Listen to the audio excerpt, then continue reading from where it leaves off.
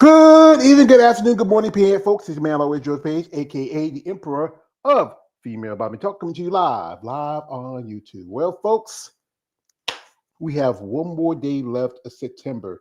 Next month will be August. Halloween is coming. All those folks are out. Time is flying fast. First, we got fast, folks, but we have 3 more months left of 2025. Can you believe it? I mean, it seems like we just started this year. Now we're just a few months out. Also, a big event's coming up next week. We are about, I would say, count the calendar, about 9 days away from the Olympia, the 61st Olympia. As you know, last year was the 60th. And it's going to be in Vegas. But I saw some news that they might move to another city. No details of it yet. We'll find out. There's a lot of guesses. Some people are hoping they maybe go out of the country. I doubt it. That's suspense. And there's quite a few competitors may not have a passport. And nah. So and I know it's a problem right now. A lot of competitors can't come here because of issues going on right now in the country.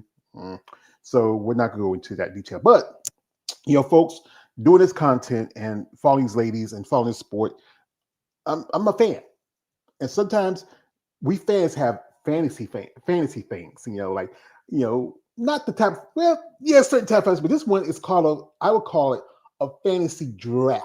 As if you play sports like football, basketball, we just right now, the Major League Baseball right now on this pennant race. We're getting ready for the World Series. It won't be long for it. It's the time for the Super Bowl, and I think it wasn't that long ago they just had the draft, the NFL draft, and that's when you recruit players coming out of college or switch players coming out. Like I think the NBA would do it like right after the All-Star game.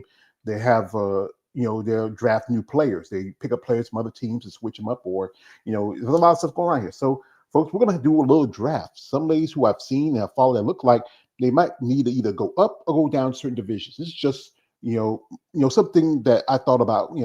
Maybe you want to share your thoughts. Who you feel might fit better in a particular division, especially in the women's in women's bodybuilding, or well, female bodybuilding in general. But women's bodybuilding can really use the new blood to keep it going. We have some ladies who have announced their retirements for certain divisions, and some who have switched. So we have here sitting here my young companion here, young Mr. Alex. Welcome, brother. Good to see you again. Good to see you, Alex. Alex is here. We should have some other guests later, but right now we have me and Alex. So, we can have fun with this. But Alex, he showed me something, and I really appreciate what he shared with me because what you got, Alex, to share with us? Oh, it's on my drawer. Give me 1 second. Go ahead. I should have left it on my desk. That's all right. Ta-da! Ooh. It's Dr. Natalia Coho. I got 2 signed autograph photos from her. She is so sweet. Oh, that's nice. I know. I mean, I heard some stuff about, like I said again, I'm not a big fan of Natalia, but I respect her as a competitor and what she has done in the sport. As you know, she is the 2023 Miss Olympia Physique champion. She's been a top competitor ever since she's been competing. And a while back, she got her doctorate. And, it was something, I think it's in sports medicine, something like that. I think it was, according to her bio, it was natural medicine, and so young, and a pretty and impressively young, another young lady as well, professional at a young age as well. Yeah. Okay. So anyway, it's nice. I mean, but as you know, my pride and joy will always be this one. I had to one up the boy. I had to, and this guys. I just, it was a shot to my friend Eunice. My man Alex is wearing the bad rap hat. When you get someone like the current, about to be 6-time Miss Olympia champion, say she appreciates your support, and I can also get some other things. Like quite a few ladies have I encountered in my path as a fan who send me some stuff, especially ladies I've done interviews with. So we have here a comment here.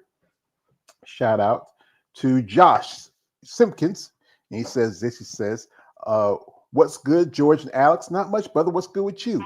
I'm Yeah, good. It's again. It's poured again. Nature is always unpredictable in Florida. Hopefully, we don't get another hurricane this year, like compared to last year.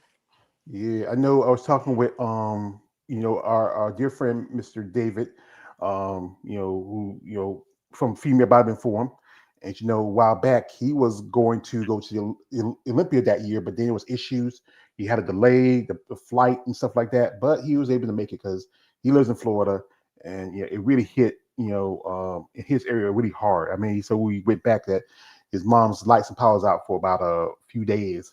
But I live in North Carolina, and sometimes we get it back. I live more inland North Carolina, but because we're so not too far from places like Myrtle Beach and Wilmington, we're a good couple hours away. We get some of the backwash from it. But folks, this discussion, as we are talking about, is about um who you think or you feel belongs in another division. I know somebody say they will go to the division that feel like it fits them or they feel like it works better for them. Maybe with the size conditioning, some say issues with performance enhancers can also be the issue because they try to keep up with the other competitors in those divisions, especially in women's bodybuilding. But even now, I'm seeing women in certain divisions where they just kind of outgrown it. Now we talked about this, so we're going to do a little draft now.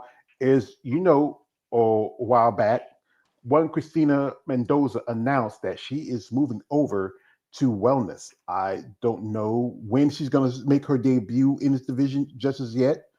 Um, it's probably maybe not right, not too soon. Maybe not because, like I said, with her condition, her size, it's just still she's big on the bigger side compared to some of the women I see in wellness. She has a great look to her. She is working, wearing some high heels, doing some wellness poses, but still, to fit the criteria you see right now, she still has to lose a lot of upper body muscle definition. Yep. Yeah. But Christine has a great look to her. I mean, I think she probably do well in wellness. Yeah. It's all opinion. If that's your choice. Yeah. If that's your choice. Yeah. I respect that. I truly do. Yeah, but like I said again, but if we're gonna lose someone like Christina, shouldn't we get somebody in trade? I mean, that's how drafts work. Because sometimes when you lose a player, you you trade out for another player. So I noticed a while back, shout out my man Big Keith, he sent me this link, and it was to a wellness competitor. Her name is Tiffany Sam, I believe that's her name is, and she competed just a while back. She won her first wellness qualification at a show. I think it was in Texas. And wait, let's see, I'm gonna find the link here. And he sent me that. I say, wow, this chick looks like she could, do possibly, women's bodybuilding in the future. It's about, like I said again, some of these ladies, you know, they just the level of muscle and size is just crazy. Here she is. I pull it up here, and it's this Tiffany. And if you look at her, you wouldn't think her condition is just crazy. I mean, maybe she's just a little bit, you know, smaller up at the top, but the quads, and the legs, and definition are just at the level of some women bodybuilding competitors. Yeah. I do see that. And to be a bodybuilder, of course, you need to have a smaller waist, and you have to work on the upper body to match those requirements. Yeah. As you know, another lady who was also doing wellness, she switched over, and that is, you know, Rania Timiskin. And Oh, yeah, because she was wellness not that long ago. I thought. Oh, And I thought she was a physique. I thought she was a physique competitor. well, actually, before physique, she did wellness.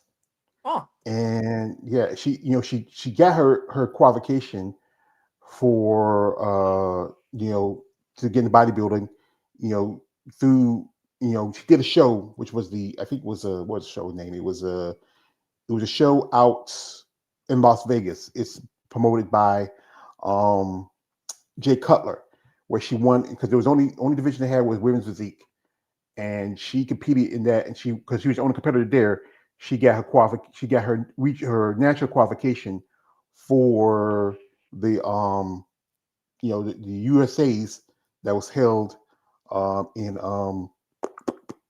was I think it was in Anaheim was this year I can't remember, but she has really transformed, and she made her Yeah, she did. wasn't that long ago. I think bodybuilding was I think it was a good choice for her. I think she looks I mean, she looks a lot better than she's more balanced, definitely. I think she made a good choice. And I Yeah, did meet her in person at well, we were both there. We did meet her at Tampa. She's very nice lady. She did pretty good at third place. So I'm watching. She's going to go off season for a while. So, well, I mean, for till she's ready for the next competition. So I give her, best of luck, best a good rest. yeah, I think she can do well in this division because we were both there at Tampa, and she cracked the top three in that show. I mean, she has great overall. I did a comparison video where I do between her and Christina Mendoza, and her and Christina, it was kind of close. I mean, I think one thing I think Christina might edge her out a little bit in conditioning. If you look at her, in this little video, you can see she has good size. But I think that the most important thing is you have to come in good conditioning. And this was her pro debut at Tampa. So you can imagine what she's going to do if she gets another shot. There's also a show coming up in November, which is the Steve Carr show. And that's also in Vegas. And that's where she's at, like Christina and several other female bodybuilders. Yep. Mhm. Yeah, she's sponsored by well, so not in small world that she's sponsored by the same supplement company that your girlfriend's part of. Small world. Oh, yes. Yeah, Mutant. She's posted that they're supposed to be doing something with Mutant. And I think it's going to be at. Yeah, she's gonna meet guests. She says she's gonna meet What's some up, guys? guests. We are 2 weeks away from the most exciting event for bodybuilding of the year, the Mr. Olympia. There will be a huge mutant booth. There's going to be a bunch of mutant athletes competing in the show and at the booth there to meet you, and I will be there as well at the mutant booth October 10th and 11th at the Mr. Olympia Expo. Be sure to stop by, compete in some games, meet the team, and get some great supplements on some good deals. I'll see you guys there. Well, guys, I think our man David might get if he interviewed her a while back, he might get a chance to talk to her, say hello, maybe do a little interview. You know, but she is a possible future Olympian. I mean, now with you know with more opportunities for shows compared to the past, I think she can do well. Um, here we got. Shout out to my man here, Josh Simpkins says with the first pick of the Muscle Talk Monday draft. Williams Zeke's draft, Lena Romsteiner women's figure. Oh, brother, you are on your game. He's on his game on that. I appreciate that. Lena Romsteiner, she's a figure competitor from Germany, and she's also a multiple time Olympian herself. Um, I saw she posted some stuff a while back where even though she says this, she's not you know she's not going to lead figure, but she has that potential. It was a video she posted. It should be here. I know she had it, but she might. Here it is, where she's doing some posing. So, and I think I mentioned before. I think she could do well in physique. I think her physique, her body fits the aesthetic of the vision. Great Yep. lats, great shoulders. She's not too big, but not too small. This is what the look I think is what like. Look at her back. This is honestly, this is what physique was supposed to look like. Where now they look at the girls who get a lot larger. Yep. Yeah, yeah. I think she has, and she's also herself. She's young. I think she's in her. I believe she's in her mid 20s. Maybe about 30. You know, she has that potential if she ever thinks about moving up. Because I tell you the truth, I think she can do well in physique division. Yeah, I agree. I think she does. She definitely has the potential. Yeah. Yeah, that's it. It's about the potential, but it's also about how some of these ladies want to go and how they want to place. We got here from Smart Bad Boy 01. He says this. He says, "Do you think Andrea will break Iris's Olympia overall wins?" Ooh, Oh, that's that a tough one. how many? It's she won half of the half that Iris did. So who knows? Maybe for 5 more years, maybe 6 more years. Yeah, Yeah, that's the thing is, it's about the time. 6 more years. I mean, you know, I don't know. She could, or she could tie it. That's the possibility. As you know, come around his corner, she can get her sixth Olympia title, and if she can she can actually set a record if she does it consecutively. Because with Iris, she lost her first Olympia back in 2004. she lost last. She lost last year to No, Angela. Yeah. Iris. Oh, sorry, my mistake. Iris, yeah, My bad. Iris lost her first Olympia back in 2004 to was it 2004 to Xenia King, and came back and won in 2005, and then from 2005 to 2014 she was consecutively winning 9 straight Olympias. She has 10 overall, but she has the record for 9 consecutive Olympias altogether, where others might lose one here, lose one there. I think other than with Linda Murray, she lost. She lost to Kim Savitsky after a 6 win, and then came back and had 2 wins before she lost to Iris. But yeah, it's a possibility. We got to wait and see. And I said Lena Ramsteiner is also a possible draft, but I think there's someone else who I've been looking at, and we've talked about this person several times. She is I would say a first draft round pick, if I might put that in, and that is Rachel Daniels. I think Rachel, she's been in the game for quite some time. Uh, I feel like she's not really what the standard. She's kind of, her physique is just crazy. It's unbelievable. Her size, her conditioning. I mean, this is her doing the most muscular. It was at the Pittsburgh Pro. That was a few months ago. Right here you have Natalia right here. Excuse me, on the other side of her, and that's also there goes Natalie Ray Wolf. But I think this is somebody we would like to draft into women's bodybuilding. Yeah, I mean, I can see that too. I mean, from what I can understand, Rachel's definitely competing at the Olympia. So I think it's whatever she gets ranked. I'm sure. I'm not sure if she's going to continue, if she'll continue physique or might switch over. We'll have to wait and see. We just have to wait and see. Yeah, I think it's a wait and see process. She's possibly in the future because she has a great look to her. Great And you know, mind. She's a pretty good poser. and the it's the legs, like you said before, it's the legs that shows bodybuilding potential right there. Yeah, upper body's also not too far from it. Just got to get more definition and roundness in the shoulders, good size in the back, but Yeah, she's make not too far from it. Mhm. And what about the waist? Is she close to it? Is she close, or is she just still have Well, this thing is, I think if you look at some of these pictures, and her waist is pretty good, but it looks like it might be getting, as you know, with the physique girls, you have to have that smaller waist. Like if you look at Natalia, how small her waist is, how it goes in. You know, some of these physique competitors, um, I they just don't have that really small tapering waist. Sometimes some would do things like powerlifting and blow it out a bit, and that's the thing is that's the requirement. They want you to have that great taper, like almost like you kind of like almost like a borderline to a figure competitor when it comes to your waist. But Rachel is very impressive. This one lady who I follow, she could eventually, if you give her time, she's already Olympic qualified. That is Birgit. She's from Austria. I remember I mentioned her before, and and I post this picture. She, her, I'm honestly, folks, I would say this is a second round draft.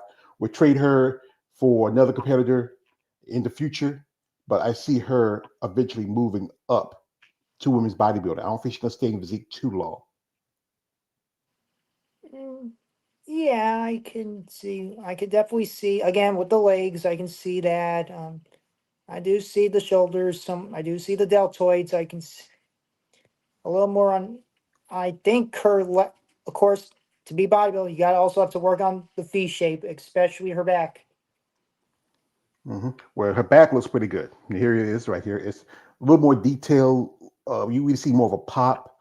You can see the roundness in the shoulders. There. Her physique. I don't know how long. I mean, even though this is the mindset of the ladies. As long as they place well in these shows, and even she's already Olympic qualified, she probably won't move. But some ladies who have been Olympic qualified, like good sample, Melissa Tyke, who's been to Olympia twice and wins physique. Melissa, so also Mila Ash, Rashana Boswell, who have been to the Olympia as physique competitors, they eventually switched. But the question is how long she thinks she can hold it up. And also if you're chasing after the level muscle of someone like Sarah Vilgas, and Sarah, her look is kind of like, you know, supposed to be kind of the standard if you look at it now. Like this is what I hear.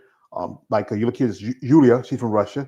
Yulia, she looks like, truthfully, of as a competitor. Yes, she has a little more size, but her quad's not as big. She has that great taper, and she has, very good, I would say, feminine look compared to some of the other ladies.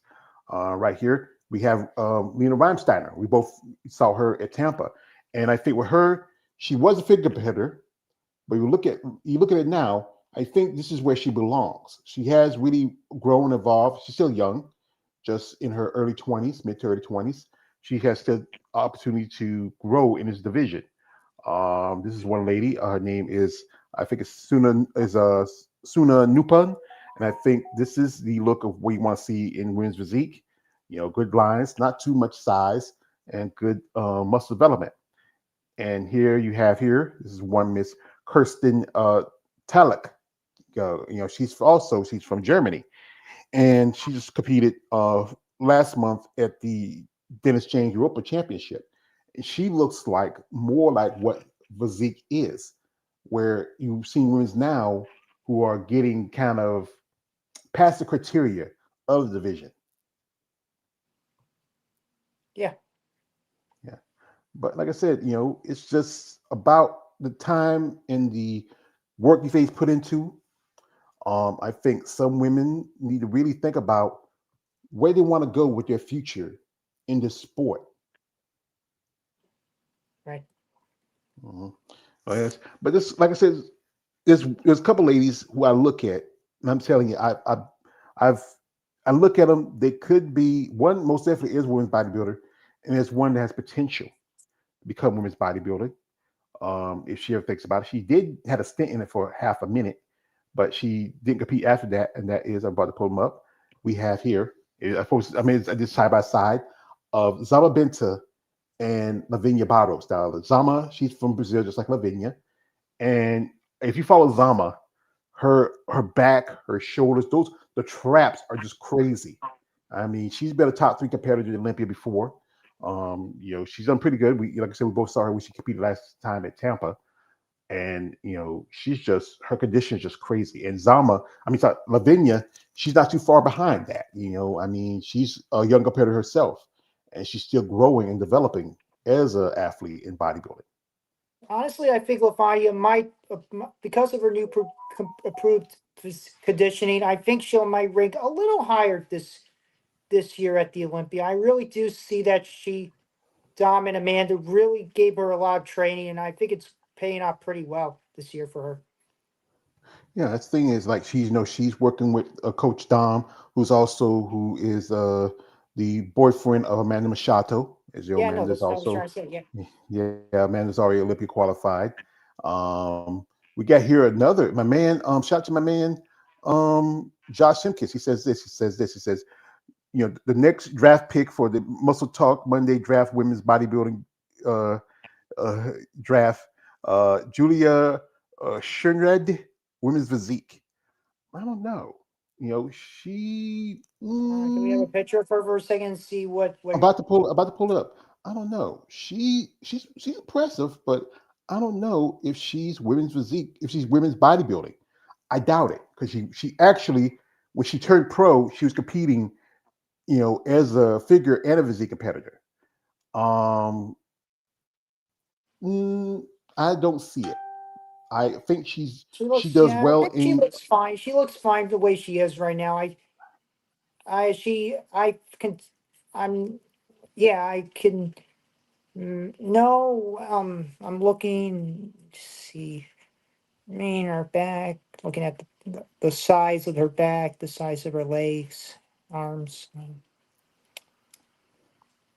Yeah, No, I she's fine. Fine. There's no reason that I think she's fine. Just let her stay. Let her stay. yeah I think women like her need to be pushed more into divisions where they fit the criteria.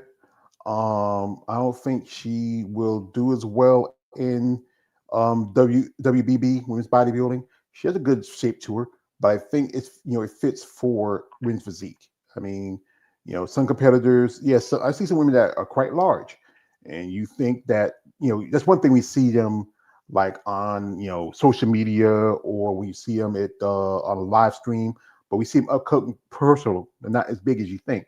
She does has good conditioning, good shape. She is, in my opinion, she fits the criteria for women's physique. Particularly one lady who I think could possibly um, move up to physique, and I've mentioned her quite often, is Gabriella, and she is a figure competitor from Czech Republic. And to me, from what I've seen of her in the past few months, since I remember when I noticed this when she competed at the New York Pro last year. I mean, not this year, this summer. She's just, I don't know. I took a picture of her and compared it with Natalia Coelho, and her shoulders, her back. I mean, if she can bring more size in her quads, and it's at that level of women's physique, just about.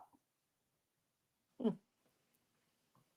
I can see. Because we see a lot of we are seeing a lot of these figure competitors. They really are just getting a lot bigger. I mean, they're evolving to the size where they're even bigger than women when the early women's bodybuilders.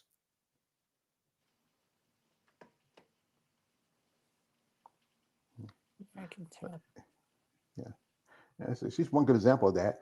I mean, there's some other figure competitors I'm paying attention to, like one young lady who she's just 26. I think no, she's not 26, she's 24, about to be 25 this year, and that's Christina Zoroff. I mean, Christina Z, I'm gonna call her, and I think her being young might be the advantage that maybe she takes time and she grows in the sport. I mean, she did a few shows here in the states. She was trying to shoot for her first Olympic qualification. She was top three at a couple of shows, but I feel like now, maybe let her, like I said, she's only been a pro for just a year. Maybe give the time to grow and develop. But it seems like I don't know. I don't. It's just me. I feel like she can probably squeeze into the physique in another couple more years. Yeah. Yeah. Yeah, you're got let her grow. Yeah, let's let her grow. Yeah, she's that. So that's a future draft later in the we might be looking at. I think she can probably she you mentioned Natalia. We talked about Natalia earlier. Remember Natalia? She was for a good while was a figure competitor, and she switched to physique, and look how far she has gotten. I think that's also a good I incentive to. honestly think she's fine. I think Natalia is fine the way she. I think she's good there since she has a good track record right now. Yeah, that's the thing is, as long as they have a good track record, somebody's not going to move. They feel like some feel as long as you can get to Olympia or crack the top three at a Olympic qualifier, they're gonna stay where they're at. But others, after a while, it's get to the point where you ask yourself, how long can you stay in a division where you're starting to outgrow it? You know, like one lady who I saw who competed a while back, and that is Dr. Megan Morrison, or might know as Megan Santana, Yeah, and she she, recently. Yeah, I'm sorry, I didn't interrupt. She recently made a post about it, about having her hernia, about recovering for her hernias. She flat out said it in her post. I couldn't agree more. I think she should stay with Physique right now because I have a feeling if I don't know how she's gonna do in the Olympias. So if I think she's probably just want to stay in in that right now. yeah, that's a good, say it. But some people say she's really a lot bigger than some physique competitors. I mean, she took second to Zama at the uh at the Tampa Bay show. But like I said, it's about the process as you grow and develop as a athlete. She's like I said again, she has a good amount of size. She has Sure, a like great just tapering waist. Yeah, good conditioning. I mean, we've got to wait and see how she does at the Olympia. I mean, she's I've seen her and talked to her a bit, and she's like I said, she's right there. She's like at the, as some people might say it, she's at the cusp. You know. yeah, no, just word of advice to anyone, whoever meets her, please do not ask for her autograph. I learned that the hard way. Oh, that's I Yeah, know. Sometimes you, it wasn't my fault that day. I didn't know doctors were, weren't authorized to sign as something as an autograph because they will get in trouble. I mean, a little heads up next time, or better yet, be honest. You don't have to be, rude about it. well, that thing is, because a lot of people will take that doctor's autograph and put it onto a script and get certain kind of drugs. So that's the thing about that.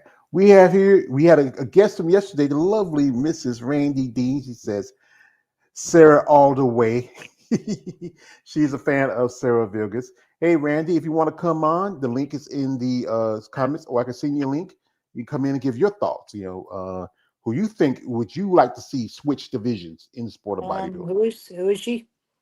Oh, Randy, I interviewed we did yesterday. Me, her, and another lady. We Oh, did a little right. panel. Yes, I saw that title card. Yeah, I saw that. So they were talking about they were dealing with some medical. I was at work all day, so were you free talking about like medical something? They had some medical issues or something, or Yeah, they because both of them were survivors of cancers, and Randy also had a heart oh attack. wow, Yeah, because Wendy she had breast cancer, and Randy had thyroid cancer, and it is tough what they've been through, and that's why we had a little discussion. she is like Yeah, what compare is she well, Randy, she's right now she's an amateur. She's amateur planning. what? She's doing Wins Physique. She's right now nine Oh, weeks out from doing Masters USA. Wendy, she's an IFB Physique Pro. She just turned pro at Universe, just this summer. But yeah, Sarah, I think Sarah is like the standard. If you if you can describe Sarah as a professional player, I think she's kind of like, I would say, the Tom Brady of Wins Physique. Sarah. Some say that Sarah could switch if she could. But the thing is, her physique is kind of, she has her. I think the thing that separates Sarah with some of these ladies is her conditioning. She's always, except for that year when she lost to Natalia, she usually comes in crazy condition. Could she move up to women's bodybuilding? I doubt it. I can't see her in division because she's kind of a little bit on the more lean side. She's a good sized woman, but she's a bit more leaner. This is what the ladies right now in the physique division is chasing after. She's right now kind of like Andrea. She's the gold standard of her division. yeah. Yeah. But like I said, she's come a long way.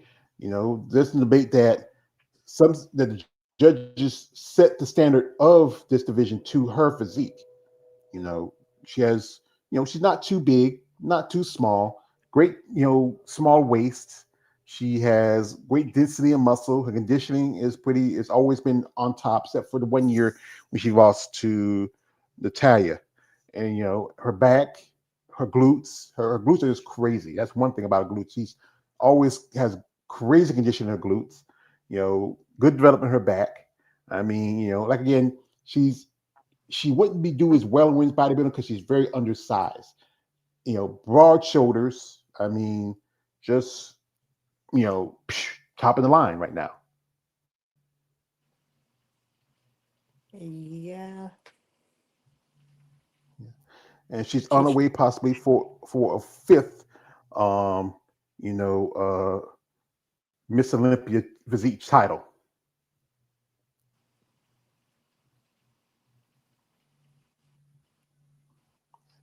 So here's we get here. Shout out to Randy.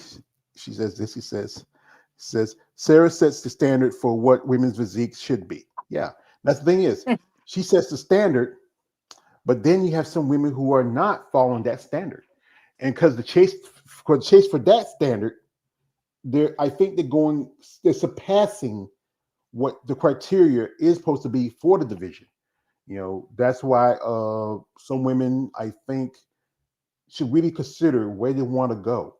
It's some women are not built the same as others. I think Sarah's kind of a naturally tall and leaner woman.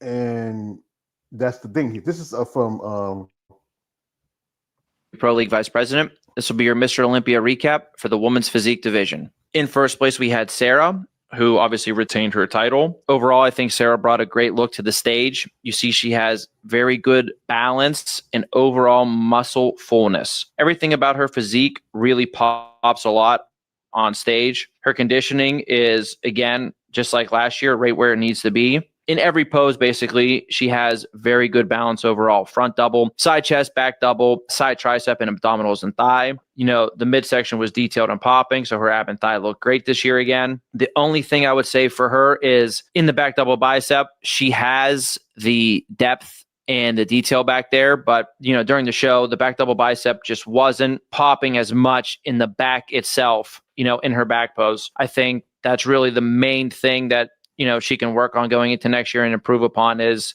just making that back double bicep pose into more of a strength, because the rest of her physique is right where it needs to be. And there's no more development that, needs to be made there. In second. There we go. That's Tyler Mannion, who is the vice president of the NPC. We just had a guest just popped in. I hadn't seen him in a long time. I hadn't seen this is my brother. I hadn't seen my brother forever. He's here. He's here. It's my brother. Keith Williams? Brother. Yeah, what up? My dear brother Lucy. You're Tina's husband. I heard so much about you, sir. How are you? Good, I'm good. How are you? Good. How you been, sir? I've been good. Can't complain. Yeah. Alex, this is Keith. Keith, this is Alex. How you doing? Yeah, I follow your wife on Instagram. I think she's a very good professional right there. I think she's very talented. Thank you. Appreciate it. Working on it. Yeah. Yeah. How's she feeling right now? My big brother pissed off. Yeah, we've been talking. Yeah, because as Tina did the Grand Prix just it's been about a couple of weeks ago now, and I don't know what's going on with these judges. I mean, still haven't gotten back with us. Still haven't gave us any answers. It's just when these women work this hard, and like I said, it's hard to explain to people when you got a girl who was dead last going to the Olympia, and a girl who was dead last at the Titan Show going to Olympia, who's also from Kansas as well. It makes no sense. When you got a judge, you got one girl now going to wellness because of judging, and that may have been Christina's plan the whole entire time, but it's just frustrating, especially when you've been a fifth. It's one thing for me to sit here and come on and speak as a fan, but as a coach, as a 15-year pro, and as a judge as well, a head judge as well, it's very frustrating. And Joey at the show was yelling things at the judge, and I was videotaping, so I couldn't really yell. that, you know, I mean, come on, like, get your shit together. You know, I mean, these women put a lot of time and effort into what they do, and not knocking, it's one of those things when you have a girl like Tina or a woman like Tina who put on 10 pounds, because that's what Steve Weinberger.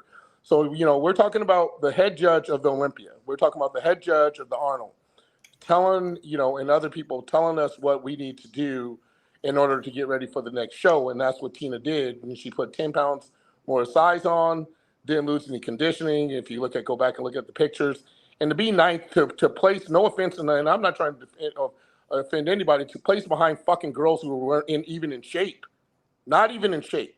When I went to this show, I had I wasn't worried about anything, and not that you shouldn't, because you never know what's going to come, but not worried because of the homework and the due diligence that she did on her part, and not only did on her part, and we did on our part as a team. And to watch how it played and unfolded, it's just sad to see, you know. And that's why, you know, again, as a significant other, as a coach, as a judge, and as a competitor, it's just disheartening to see that happen. So couldn't agree more. Yeah, I know it's tough for Tina because, you know, we talked, and, you know, and the work she put in there, and, you know, this show was, you know, a great opportunity for her, because we're going to pull this up real quick, fellas. You know, we just went to Tina's IG for a minute, and, you know, Keith was the one who told Tina to switch over to women's physique, to women's bodybuilding. Yeah. Yep.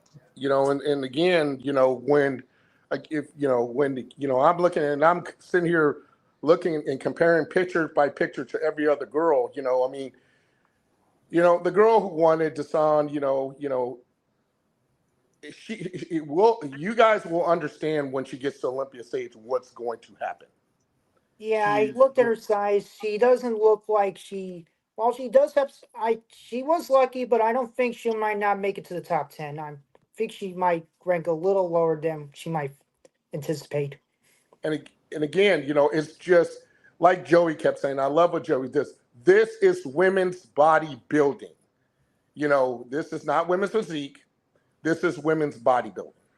And so it's one of those things. And when you're, you know, and the crazy thing is, like, you know, most people, like, you know, do diuretics and shit before. Tina didn't do any of that shit. She just came in and it was perfect. And so it's one of those things where you're sitting here, and, you know, this judge, you know, has not gotten back to us. You know, we finally reached out to Sandy, but I think Sandy was in France. But it's one of those things where, again, you know, I always say things will play out on the Olympia stage in real time, and then people will understand what I'm talking about. You know, and even Christina. I mean, Christina, you know, the thing about Christina is, like, she's in good shape, but I mean, where she can nail her conditioning, you know, it's lights out. But I don't, you know, some people just, it's not, you know, I wouldn't say wouldn't have put in the effort. Just she didn't, you know,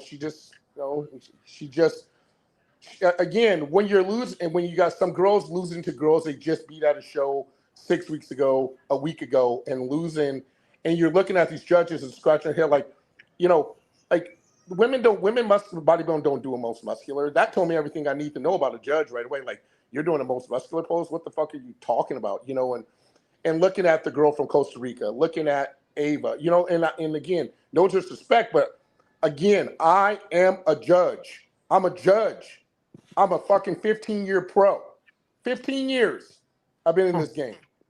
And I'm a coach as well. So when I'm looking, I'm sitting here saying, my job as a coach, my job as a judge is to give the most complete answer and put the best athletes where they need to be. And when you can't give me that resolve of that answer, and Joey Belt, who's also IFBB pro, you know, I think he's 2 years, but he coaches and poses with some of the top guys in the industry and women in the industry.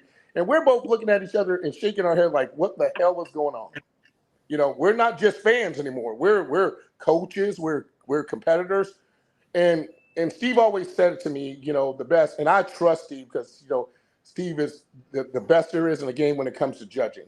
He says the eye in the sky don't lie. So when you're standing there, it's one thing if I'm looking at pictures, you know, and not there, but I am sitting in the VIP section looking like, what the hell is going on?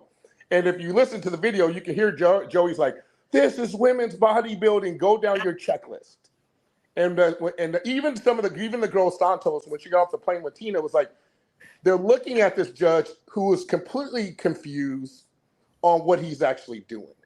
And I look at Santos, I'm like, hell, how do you prepare yourself mentally to go onto the biggest stage in the world in 2 or 3 weeks from now and after placing dead last at this show?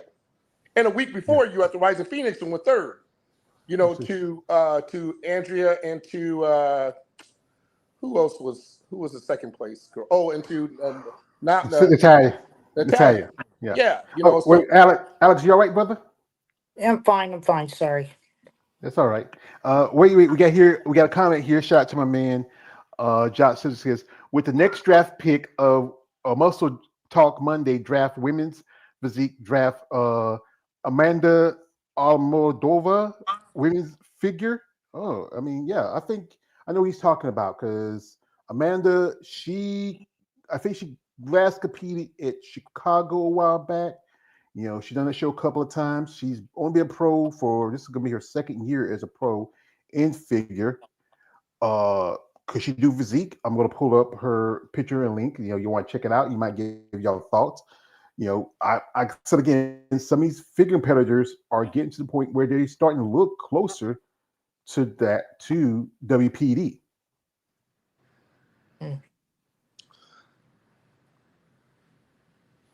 What do you think, bro? That's that. Again, we've been talking about this for the last couple of years. Women's physique competitors are looking more like women bodybuilders. Women figure is going more towards the look of women's physique. And us as judges, we have to do our due diligence and find a line and says, no, that is not it. But when you got certain judges who are not held accountable for their actions, like the Titan show, there lies the problem. Because it's like, okay, Sandy says, hey, I don't want cross-racial glutes in the women's glutes and women's physique. Guess what? The reigning champion right now has better glutes and hamstrings than the women's bodybuilding champion, Andrea Shaw, right now. And nobody can tell me that's not true. Mm-hmm. We just talked about Sarah earlier. Yeah. Sarah's glutes are just crazy. I mean, yeah. I think, that's the one reason why women's physique is changing because of Sarah. A lot of these are chasing after her look. And, not everybody's going to have the good graces or the genetics to be built like Sarah. Some girls are a little bit leaner, some girls are a little bigger. This is a comment, I saw that was posted, and it's by, I think, a guy, yeah, he often makes suggestions that, I don't know, he kind of, maybe in my opinion, he's half-assed about him half the time. He just, this is from Tariq Gundy. Athletes and fans of bodybuilding, some of the greatest champions we've had, they transition categories. Chris Bumstead, Breon Ansley, Angelica Teixeira, Latoria Watts. You do not pick the category. Allow the category to pick you. So do you agree with him on that? Yeah. But here lies the problem with that. And this is where it pisses me off that when they say that. So you're telling me that the kid from Germany who just won the Italy Pro, and I think the Europa, who just beat Quentin, because Quentin I think he just won the France show this last weekend. And Sean Ray said it best. You won 2 shows, but you're going to have to take a year off to compete in men's open to be competitive. Because it's like Chris Bumstead. He won the Olympia this past year, went to Romania and placed second to a bodybuilder, because that's a transition. You got to put more size on. You got to be bigger and can compete as I'm an open pro men's bodybuilder, to compete with me. You just can't. And if you look at these pictures, I'm like, I sent Quentin a message. I'm like, fuck, if you can't win, I definitely can't win. That's for damn sure. But again, at the end of the day, it's like these judges are sitting here saying, if this guy, I can't remember his name from Germany. I think it's Urs. I think it is Urs. Yeah. If he goes to the Olympia this year, he's going to get smoked. And if he goes to Open, he's going to get smoked.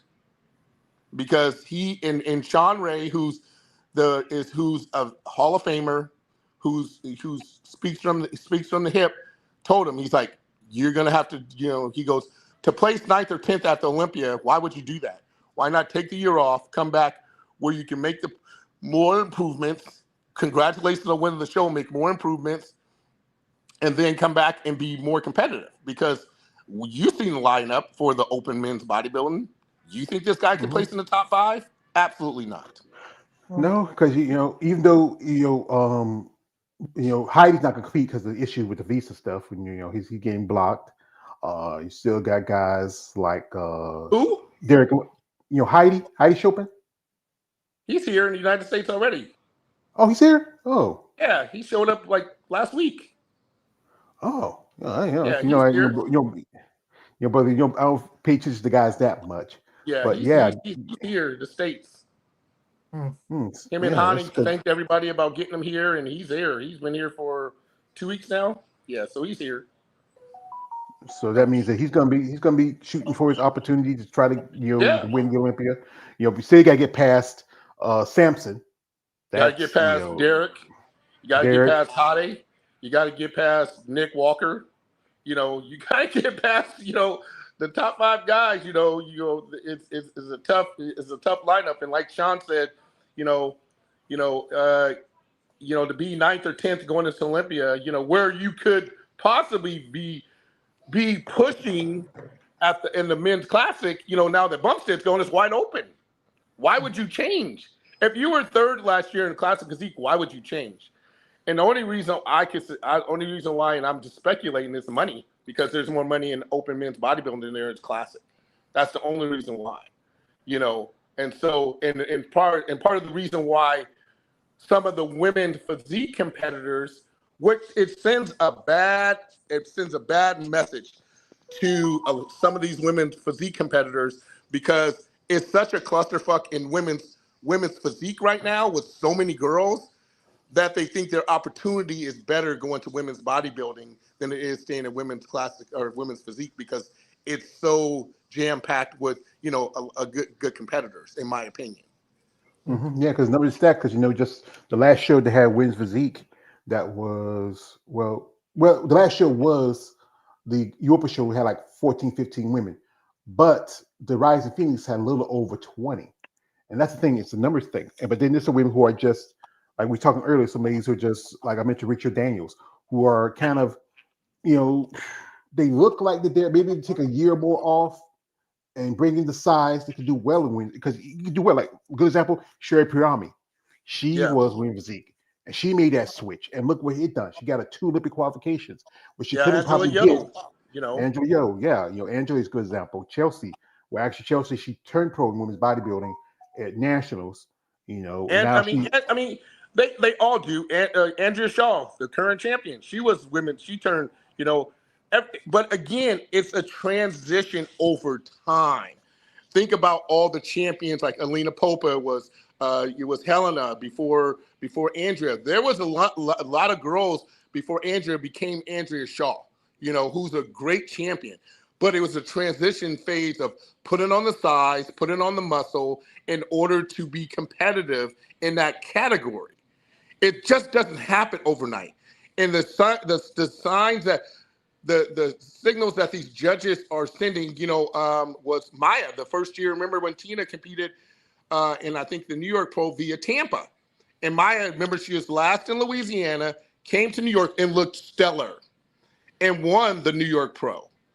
In Tampa, but again, some girls were like Maya, where she fit more into the women's bodybuilding category than some of the other girls. Like, if you really look at DeSun, who just won the Titan, compared to even Patty Hansen, as I think her name is, and Christina, she is so much smaller. I mean, just. I was standing. I mean, great girl, super personality. You know, got a chance to sit down and listen to her talk and hang out with them at the athletes check-in, but she's just way smaller. You know, now you're going to go against the big hitters, you know, and it's just different. You know, it's just way different. I tell people, it's like, you know, it's like me playing in NFL Europe and then getting to the big leagues and playing with the big boys in the NFL. Shit, the game is 20 times faster, way faster. And for these girls, she's going to find out, you know. And again, it's when you look at these girls and you look at the size. I mean, if you know, we'll start with Deshaun's caps of her shoulders.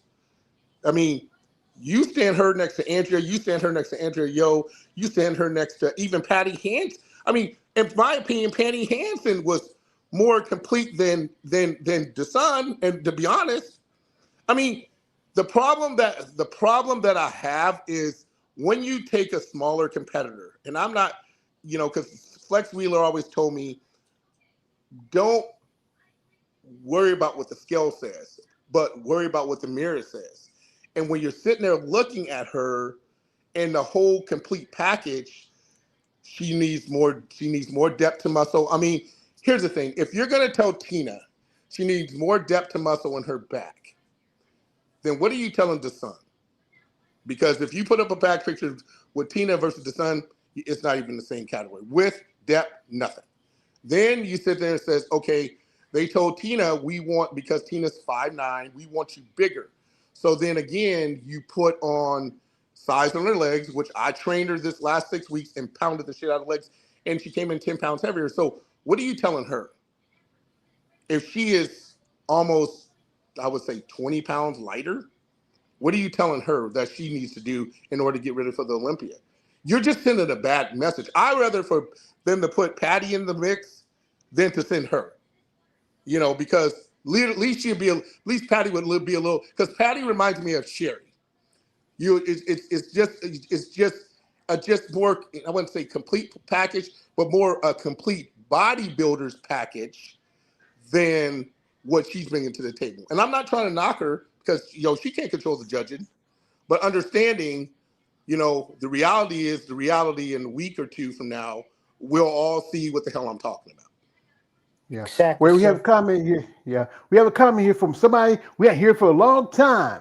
This is our man, Raheem Hamilton. Says, what up, George? What up, new guy? What up, Keith?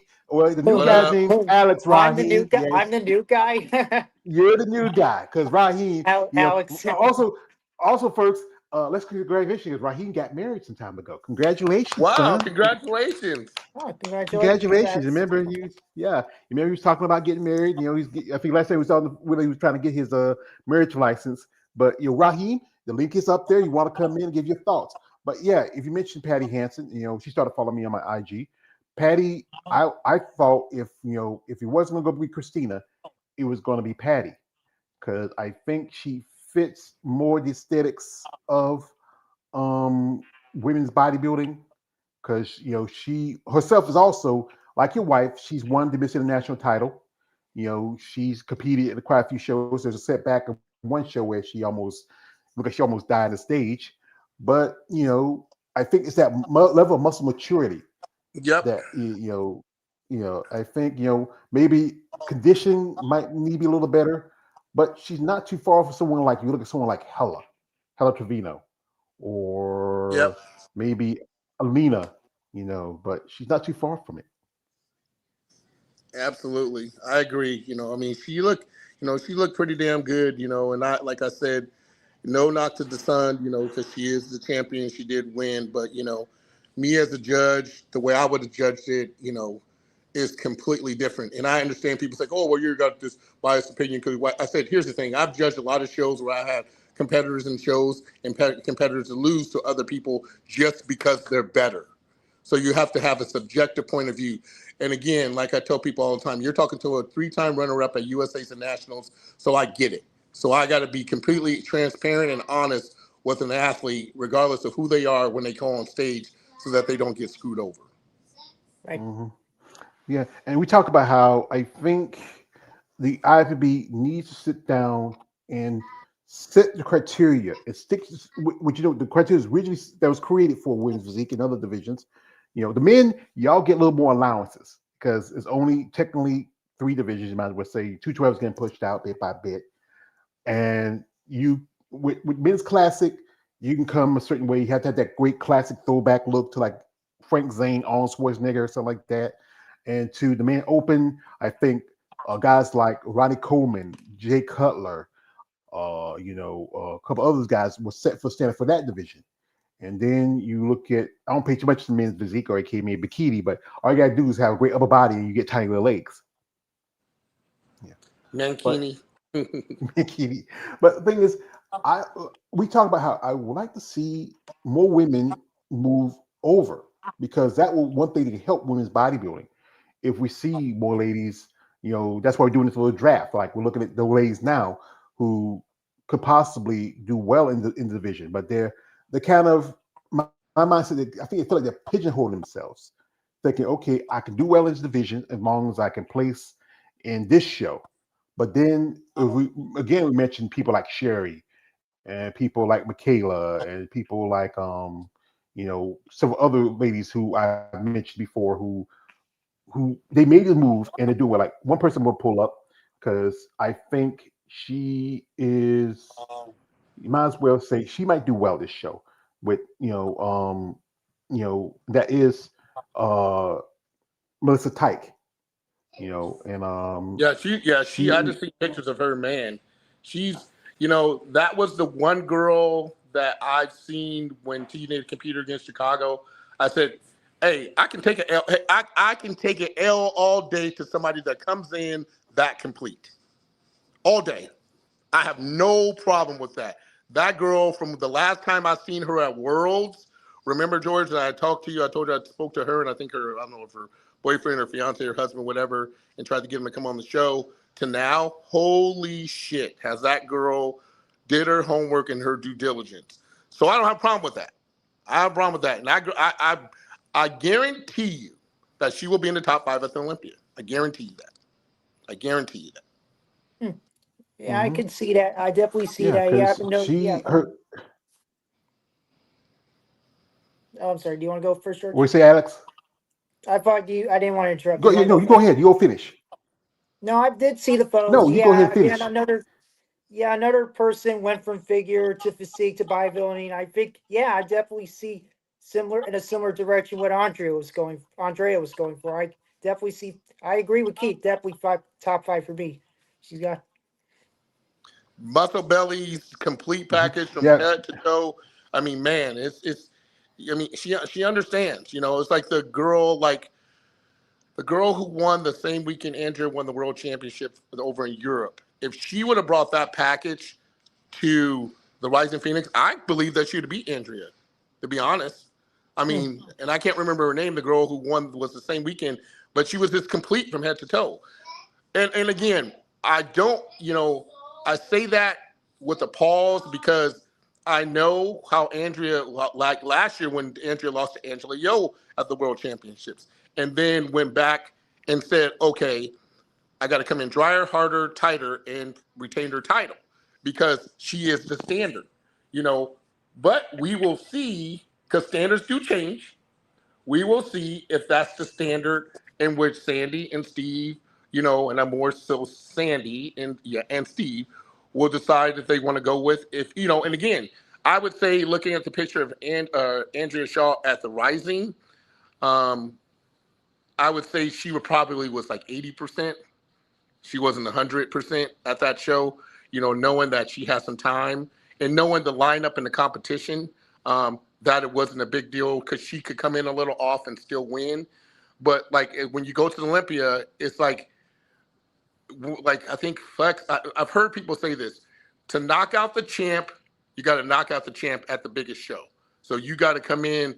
The champ has to come in on, and the person that's coming after, like Angela Yo and other people, have to come in on, and Andrea has to come in off, and that's what we'll wait and see in a couple weeks from now. Let's see what happens. Okay. Well, we have here my man here, KLA the Wanderer, coming through. Just popped in. Just came on the scene of the crime. Hey, KL, good to see you. What up, dog? Hey. Oh shit. Yeah. I know you hadn't seen Big Brother in a long time. You know, he jumped on. We, you know, we should have another guest coming if she actually was here earlier, but she might come back. We have here some comments. This is from a man. Shout to my man, John Simpkins. He says this: Melissa Tyke conditioning and muscularity is phenomenal. Yes, I would say Agreed. that. Yeah, and also he said this is Alcione Barrito, conditioning and muscularity awesome as well. I mean, she's both those ladies look pretty good. I'm gonna pull up here. I just like I said, just dipped into Melissa's IG for a bit, and here she is. This is like her earlier in her career. As you know, this is one she has evolved. As you know, she's been to the Olympia twice in women's physique, and I remember people talking how she said she should go up to women's bodybuilding because she was kind of like a lot of competitors. Boy, let me tell you, shit. Yeah, That's, she's. Yeah, I mean, she could Yeah, do very well. I mean, impressive. Yeah. yeah, like again, she could probably crack the top five. Too bad they don't do top five for qualification for Olympia for women's bodybuilding like they used to. It's only top three. So that means that in order for her to get qualification for next year without doing a show, she has to get past, possibly Angela or Ashley. and I can see her, I mean, I can see her giving, any, like I tell people, everybody got to put their suit on, everybody got to show up the same way. And so nothing's guaranteed to anybody in this sport at all. So I can see her being very competitive somewhere in that top five. Shitty, looking at those pictures, that's the top three physique to me all day long. That's, I mean, I haven't really seen any pictures of Ashley lately or Angela Yo, but so we seen Andrea Shaw. We know she wasn't complete, but again, I think those girls are sitting back saying, why peak once or why peak twice? Let's peak once and see if we can give the champ a run for her money. Yeah, Mr. thing Williams, is, I have a quick question. What about Lavanya Bar Lavania? I'm sorry, it's hard sometimes to pronounce her name. Where do you think she might rank in terms of how she is right now? I would say she, again, I would say she is one of those top five. Again, that top six lineup right there is going to be. I keep saying five, but six lineup is going to be very, very competitive. But That's what I was again, thinking. Yeah, I was thinking, sir. Yeah, I've been looking at some of these slays. It's going to be very intense this year, and I'm considering how much Lavanya definitely got the requirements this year. I think she'll definitely make the top six. As my and, guess. and and here's the thing: you got to understand, like Angela Yo, and especially Ashley. We haven't seen them; they haven't done anything yet. So, there's some people who can do show after show and come in better shape and peak. And there's some people who can't. We watched it last year with Andrea Shaw and Angela Yo, and we kept hearing Linda Murray and Elena Popa kept saying, "You know what you got to do now. You know what you got to do now." And guess what? Andrea came in and brought her best package. And again, if you're going to take a run at Samson, if you're going to take a run at Andrea, if you're going to take a win Chris, if you're going to take a run at these guys, you better be 100, and they can be 100%, but you better be 110% to knock their ass out, or they're going to hold on to their title. At the end of the day, that's just how it works from what I've seen yeah. in this. Well, actually, if Ashley and Angela kind of keep things close to the vest, but it wasn't that long ago. We did a little kind of our own kind of a review video of they did a show together, and it was it was the Battle of the Olympians. And it was just the day right after the Rising Rising Phoenix. Phoenix. Yeah, where they went head to head. I'm gonna see if I can find that photo. If I have it somewhere, Yeah, what about Natalia? Yeah, and we almost forgot about Natalia. She was like I remember she ranked where she was ranked last time. She was at the 2023 Olympia where she was fourth, right? She was fifth, and Okay. so she should have been sixth because that's when Michaela should have been fifth. But she was gifted. Let's just say that. I'm gonna yeah, leave it at I yeah, that. I think there's Where you might she might be at this year's Olympia if she's going to attend. Yeah, and again, that's Rashid's black bear, Russian bear type deal. But she's never just been impressive to me. The best show she ever had was when she did the New York Pro last year, and she won it. When she came in, and then I felt that looking at her at the last Olympia, that Michaela's condition alone should have smoked her by far, and then you understand, like, some of these girls, it's hard on their bodies. I mean, competitors in general, it's hard on their bodies. I remember Quentin, once said in a video this year this dude just, what he plays second at Tampa, third at Texas, second at Italy, second at, Europa, and then just win. I think he just won France this weekend. But he says, just tell me what I need to do to be better, And so Michaela is that girl, like, I think, she's put in the time. I'm not a big fan of her physique, but she's put in the work. When you put in the work, like Melissa took off I don't want to say 2 years and brought this package. I was like, I can take an L. Like I told Tina, I said, if you lose into that, you got to take the L, because that's a complete package. And you got to be honest with yourself. She is fucking complete from top to bottom. The pictures that you just showed when she was in Chicago was like, yeah, that's raps. Ain't nobody beating her, and that's what it is. So again, when you go to these shows, I hope, Andrea, who I love to death, I know George loves to death. I hope she's ready for the wrath that she's about to face, because I think this year's Olympia, it's going to be a tough one for her. Let's just say that. Not to get on topic, I keep in touch with Michaela. She's actually, she's like, she calls me buddy. She's definitely one of my favorite I wish her the best. I hope she's doing well from her retirement. I just recently did a poster to honor her legacy from last year's Linda Murray Pro. Because let me tell you, that was kind of disappointing this year how many compares we got. What'd you say? Yeah. I'm sorry, I rambled too much, sir. I made a poster about the Linda Murray Pro. There was not that many women this year, and I made a poster to help honor that legacy, even include. Yeah. And again, I had her in the top 5 last year Olympia. Natalia being the one outside looking in, and so it's just it's we can speculate all we want on some things that happened, but it's one of those things where even at the Rising this year, I think the reason why they made it 3 versus 1, because for one, they know Andrea's going to win.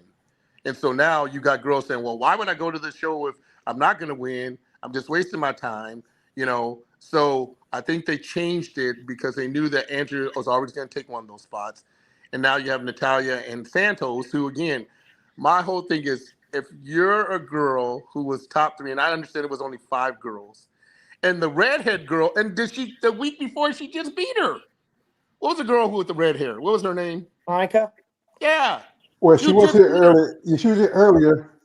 Yeah, because we're supposed to have her come back, because she's going to come here later. That's Maria Monica Vega.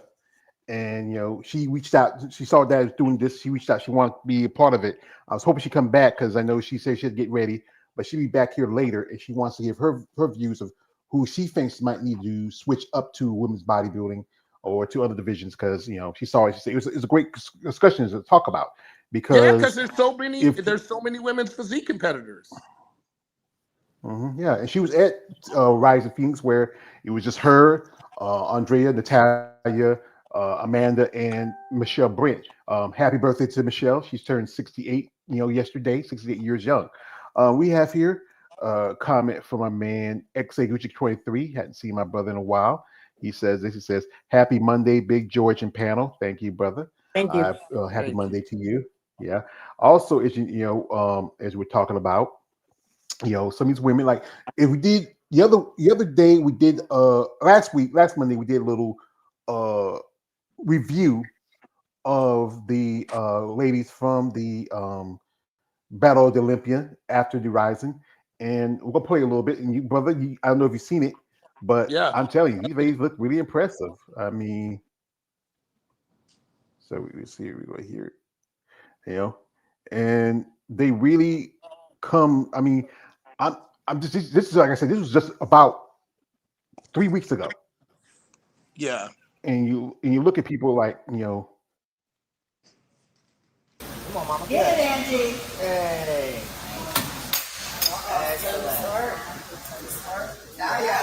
Natalia, you up? Get it, girlfriend. Yes. Pound for pound. now Ashley's back is crazy. I'm just looking from the back. Yeah.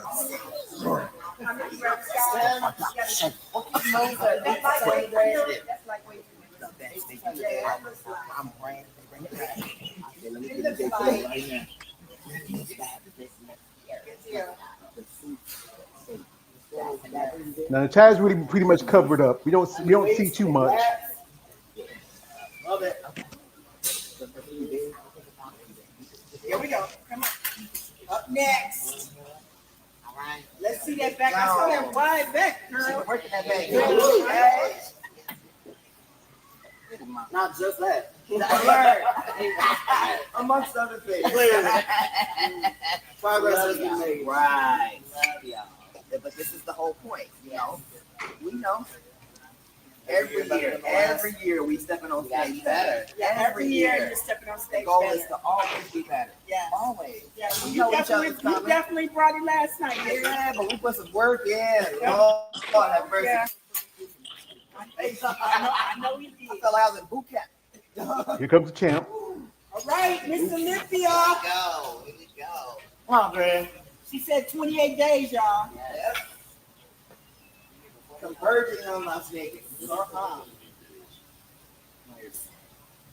Come on, y'all. This is the first workout after Rising Phoenix towards the Olympia. So it counts. The first workout after Rising Phoenix towards the Olympia. It counts. It counts. And there is no bigger countdown than there is now. That's right. That's right. No bigger one. No bigger one. But the guys wish they were here doing something. That's right. I'm about to hold you all accountable. And our fans out there, comment. Yes. We want to hear what you think. Yes. I'm telling you, I don't know.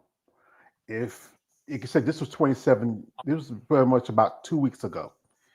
And 2 weeks ago, what y'all gentlemen think? I want to get everybody's roundtable think of what it's going to be like 2 weeks from, it's just going to be a week. It's actually a week from now, because it's going to be next Wednesday. I think next Thursday we start the Olympia. Actually going to have the amateur first part, and then the main part's not to be that. I think that Friday. Man, I don't know. For some reason, I think that Melissa is going to throw a monkey wrench in this whole mix of things. Now what I'm seeing, and we seen this last year after the Rising with Angela beating Andrea, and they all did this video. Remember, I always say, I always look at Natalia as the honorable mention. She's just in there because she's in Arizona. An honorable mention, but she, if you say the odd man's out, she's the odd man out. When you look at things, again, these other girls are not scared to show what they're working with, and that's why they're all wearing sports bras and things like that. And you can even tell, in the video, her uncomfortableness almost to a certain degree, going against the top three girls, and again. And this is just my my honest opinion. I thought, her being top 5 last year was a gift, and I don't think it's going to be that way this year, And so again, at the end of the day, it's she's Melissa's going to be, she's going to be in that, she's going to be somewhere. I would say, looking at what I've seen, if those pictures that you just posted, she can easily be top 3 somewhere, easily.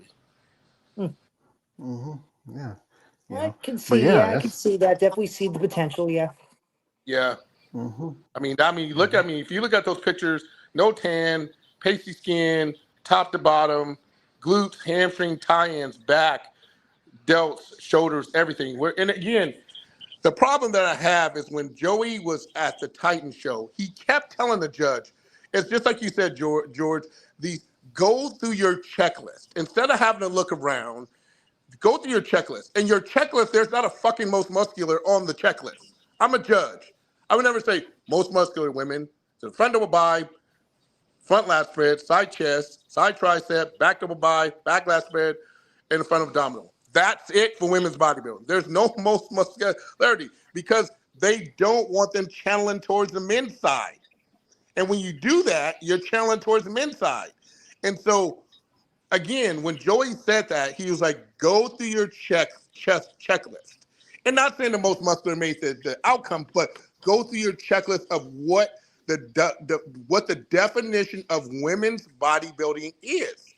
And again, the problem that we're having in this sport and day and age with even, you have some guys that, are classic guys that are going in 212 guys. I mean, Hade, Koopa, shit. And Derek, both were 212 champions, but here lies the problem with those guys. Wasn't that they lacked size, they were just tired of making fucking weight. They were just tired of sacrificing. They were like, fuck, to get down to 212, I got to sacrifice a lot. So why don't I just see it? Why don't I just stay open? I remember we were at the World Championships several years ago, and I was listening to Robin Chain, who's the head guy, Dan Solomon, and there was guys, he was at Toronto and sitting there saying Hadi was just tired of making weight. So he went into the open class and smoked everybody. The kid from England, Ash, I can't remember his name, but he went into and smoked everybody.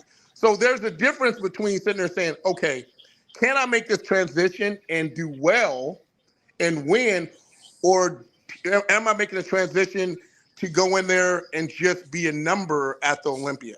And so that's the problem when you have some of these women physique competitors. Can they make the transition? Or in my opinion, they're making it too easy to make the transition from women's physique to women's bodybuilding, et cetera, because they're not holding it to the standard in which it should be. Mm-hmm. And Dorian said it best. He goes, this sport is too easy these days. Bodybuilders can just cross over like back in the 90s. Here's the reason. That's why Sean Ray and that's why people like Lee Priest could never win and beat like Ronnie's and Flex's and Kevin's. They beat them at certain times in their career, but they just were outsized. And so that's the problem. And so when you see some of these competitors coming over for women's physique, you're sitting there saying, that's like saying, okay. The problem is they're not outsizing us, and that's what I'm saying. They're not outsizing them. They're not outsizing them, and that's the problem. And he didn't condition. Exactly. Did your wife want to come in and give her point of view? We have here. You want to come in and give your point of view, George said, babe? He said, no, I'm going to be quiet. Yeah. Lucky Raheem's not on here. She doesn't shut down Raheem. But we're going back to this again, like as we know, another draft possible.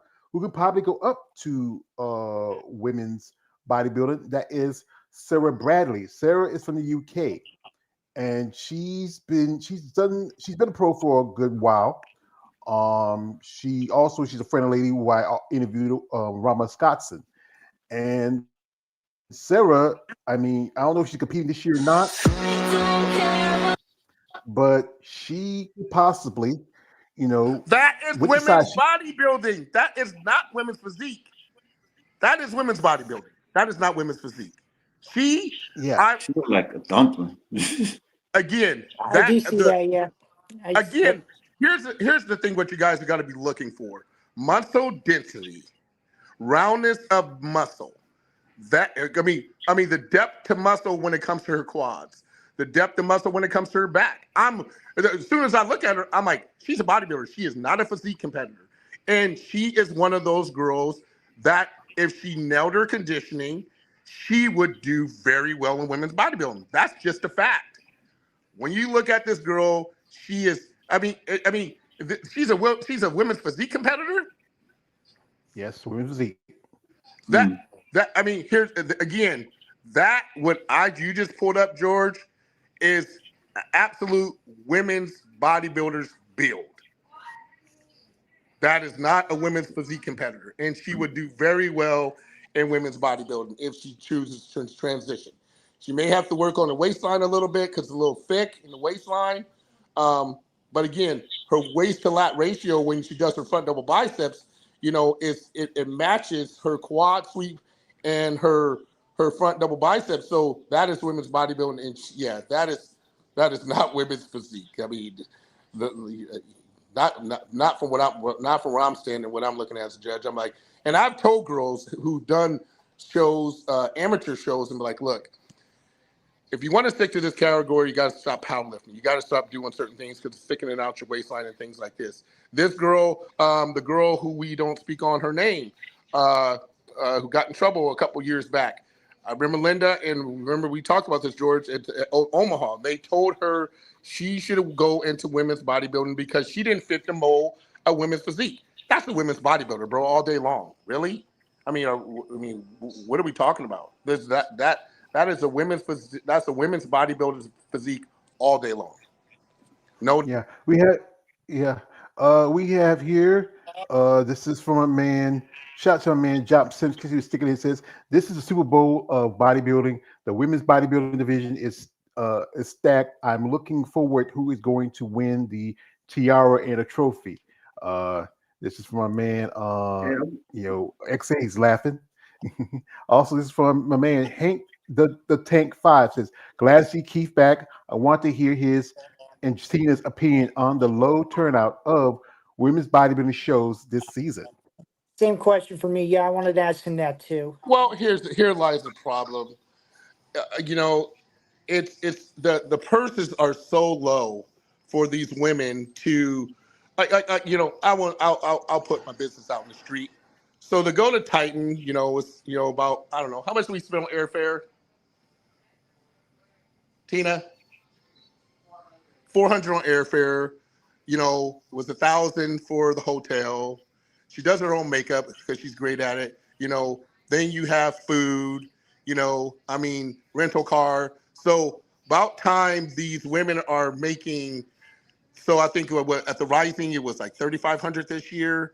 The purses are not just. And again, here's what's going to fix the problem. The reason why women are not competing is because of the point system. Now that they're bringing it back, I guarantee you that next year, because women don't have to worry about, because think about it, you had to win to get in now. You could like the year that Tina was 1 point away when Boswell came in second to Teresa and Teresa won, Tina was out of the Olympia by 1 point. But now that the classes are deficient in certain areas, that's why some of these classes are bringing back the point system, because there was a confusion at the Titan show because the guy who got all the athletes checked in says the point system starts today. So everybody thought this was an Olympia qualification, but it was because the sun's in. But they thought the point system started that weekend, which it doesn't start to the next show after the Olympia. Now that you have the point system, women's like, shit, well, I can do, 3 shows and get in based off of points versus having to go to a show. And we've seen it last year or the year before. Remember, George, where girls were like placing second, like when Christina won and then somebody else won, and the girls were like, well, why do I keep doing these shows? Because it's expensive for women to do these shows. And then I don't get in, and then I got to start all over for the next year. So this is what's going to happen this next year in 2026. Girls are going to do more shows because now that the point system's back, they know they have a better chance of getting into the Olympia than they've ever had before. Like that, and that's the way it was. Think about it. When Rising Phoenix brought it back, women's bodybuilding back, the point system was in effect. So when Tina did Omaha, I think she was 3rd or 4th. Rising Phoenix, who has sponsored the show, was like, hey, you're close. So you pick a show, we're going to pay for it. And then she did another show. And then the last show she did was Chicago and then missed out on Olympia by 1 point. So the point system helps a lot to entice these classes that are lacking. And I'm not just saying women's bodybuilding, whatever the classes that they're lacking is going to help entice these athletes to do more shows because the point system is back implemented into the system. Where with the point system, it's not going to really go towards women's bodybuilding, men's bodybuilding figure and physique, because those have low numbers. The point system is for, if you like, only shows we can get Olympia, straight Olympia qualification is some of the top tier shows, like I think New York and maybe in the Arnold. If you're women's bodybuilder, physique competitor, men's bodybuilder, you do regular show, you just go straight in to the Olympia. You don't have to do another show after that because they don't have the numbers. I remember you talking about that, how it's kind of like my man Keith. He's been in the league. He played in the NFL, and you know how to do drafts. And and especially when they do we have like we're not that too won't be too long for it's time for the the pennant race is coming up right now for baseball, and it won't be long for it's time for the the race for the World Series. Super Bowl. And you know how sometimes you have that team and you wait for that, if you're a team in a certain division or league and you're waiting to see which team could possibly either get you the Super Bowl or stop you from getting the Super Bowl. We've seen this in football. How you I think, what was a good example of that? I think it was, I'm trying to think of, was it the Cowboys one year versus who was it? They were on their way, they were waiting for the team to lose in the Super Bowl so they can be able to get into the conference. What was that? Who was that? Well, here's the thing. Like the worst teams, the best teams are like the last in the draft. So it works from the bottom to the top. So the Chiefs and the Philadelphia Eagles are always, this last year were the bottom of the draft. So there was like the 32 teams, they're 31 to 32. And then it basically works off of the playoffs and how teams ended up, their season ended up, and how they end up ponying up in the draft in the first round. So it all been based off of wins and losses. When it comes to this, I think if they go back to doing what they did before, and there was tiers before in the point system where like Chicago, Tampa, Arnold, and New York were the big, and I think they didn't even have women's bodybuilding back then when when the point system was implemented. So that wasn't even a factor for the women. So it was Tampa, Chicago, the Arnold, the Rising Phoenix, the World Championships. That was tier 1. Then you have tier 2 and tier 3. So the point system is based off of if it's a level 1 tier show. So level 1 will be Tampa, Chicago, New York, Arnold, the World Championships, what they don't have anymore. Then tier 2 would probably be like Toronto and all these little shows in between, and tier 3. So the point system is greater for those tier 1 shows than the tier 2 shows and the tier 3 shows, and that's how that works. Mm-hmm. Yeah. I want to ask something real quick, like about the topic, like you was saying about the draft pick, George. Yeah. What in terms of what, like a lottery draft pick? Yeah, if you think about this, if you can select any female bodybuilder, from a division that could possibly, go up to the division, maybe to with Christina Mendoza going out, you lose a female bodybuilder. So how about for that trade, we get another bodybuilder to take her place? You can go for another division. That's coming. You see, look at women like Rachel Daniels. You're looking at people like a couple other ladies in women's physique that are looking too much like women's bodybuilding, that they eventually have to go up now that you're losing another women's bodybuilder to another division. Shit, that's a lot of work because again, we would have to know all the women, and you guys know this more than probably more than I would, as far as the women and women's physique versus women bodybuilding, because like that's a lot of girls. I mean, it's like, okay, so the girl you just showed me, never seen her, never heard of her, but I would draft her in a heartbeat because just based off of her potential.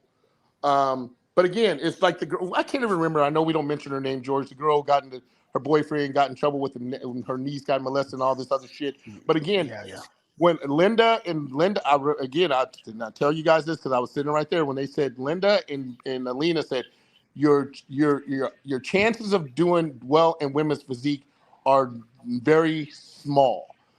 Going to women's bodybuilding is your best option. Her attitude was, well, I still want to stay feminine. I want to stay pretty. And Linda and Alina are both looking at her, and I remember their faces like, then what the fuck are you saying about us? You know, because that's not the case. When you have the two of the best women ever in the sport giving you the best advice ever, and you don't take it, it's a shame on you. Because they're not telling you that for no reason. Because they understand the logistics and analytical aspects of what the sport is transforming to, and they're telling you your opportunity is better there than staying in women's physique. And if you don't, it was a girl here who a local show told her, like, hey, you doing bikini, but based off your body, Randy and the guys here, Jack Tatone's crew, you're better off doing women's wellness than women's bikini. What did the girl do? She went after winning one class, I think a master's, and placing second, she went to the next show and she was placed worse. Because when you go in front of the judges and they tell you to do something and you don't do it, it pisses them off because it's like, we told you where you fit and you chose not to listen. So your repercussions is you're going to place worse. It is. Yeah. She won masters in Iowa. Yeah. Yeah. Yeah. Like good examples, like we talked about earlier, Mela. As you know, Mela was for a good while women's physique, and she started out figured, but I think maybe she might need to go back to women's physique because she has. I don't know. And Tina would be the prime. Her and Mela are friends. What I think would happen with that, and Tina says it best, is people start getting into Mela's ear saying she needed to be bigger, and she didn't. Right, Tina?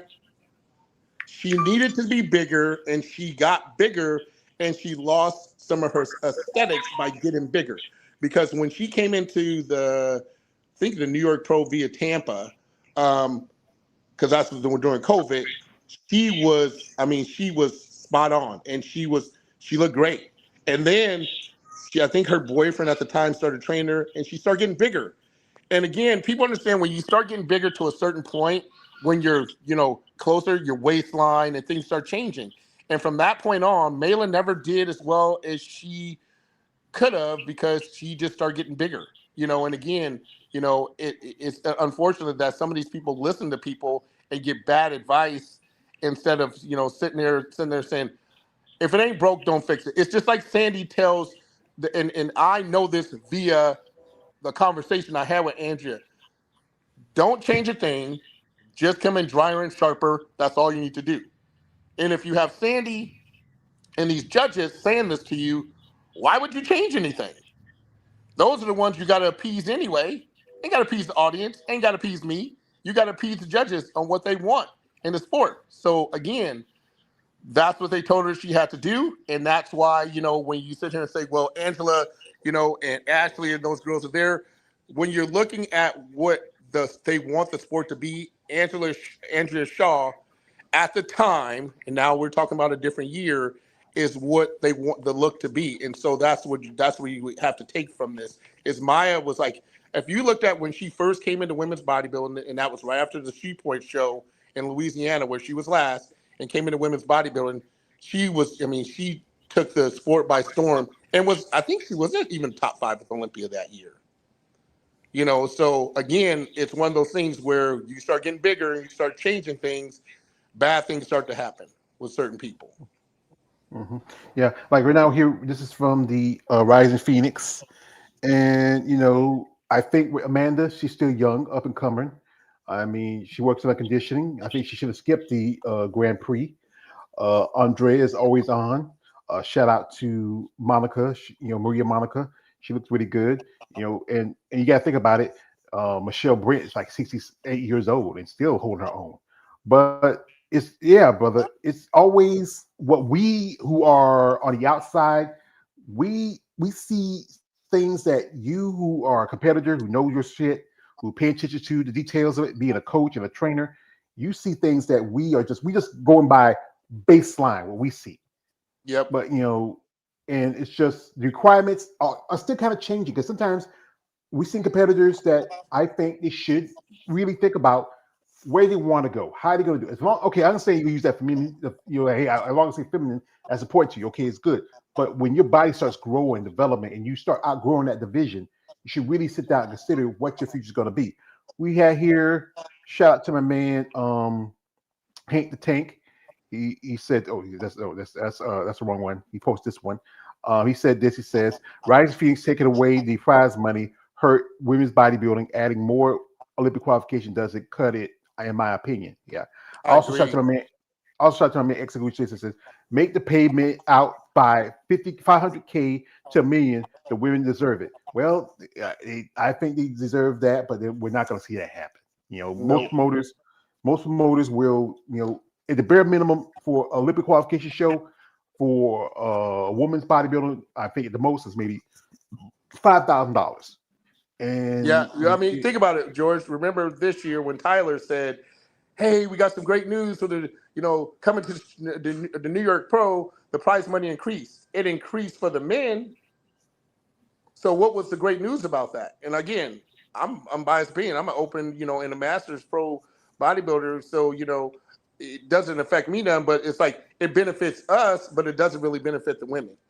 Okay, so if the prize money was $3,000, we'll give them $2 extra grand. Let's throw them a bone, throw them $2 extra grand in there. Again, the expenses that these women entail during this is what I don't understand. Like Sandy, and some of these other people who are involved in this sport are sitting back saying, do you understand how much a woman has to spend in order to compete in women's bodybuilding or women's physique or women's figure or women's bikini? It's a shit ton of money for, you're stealing from Peter to Robin, you're stealing from one pocket to another pocket, it doesn't make sense because the money is just not there.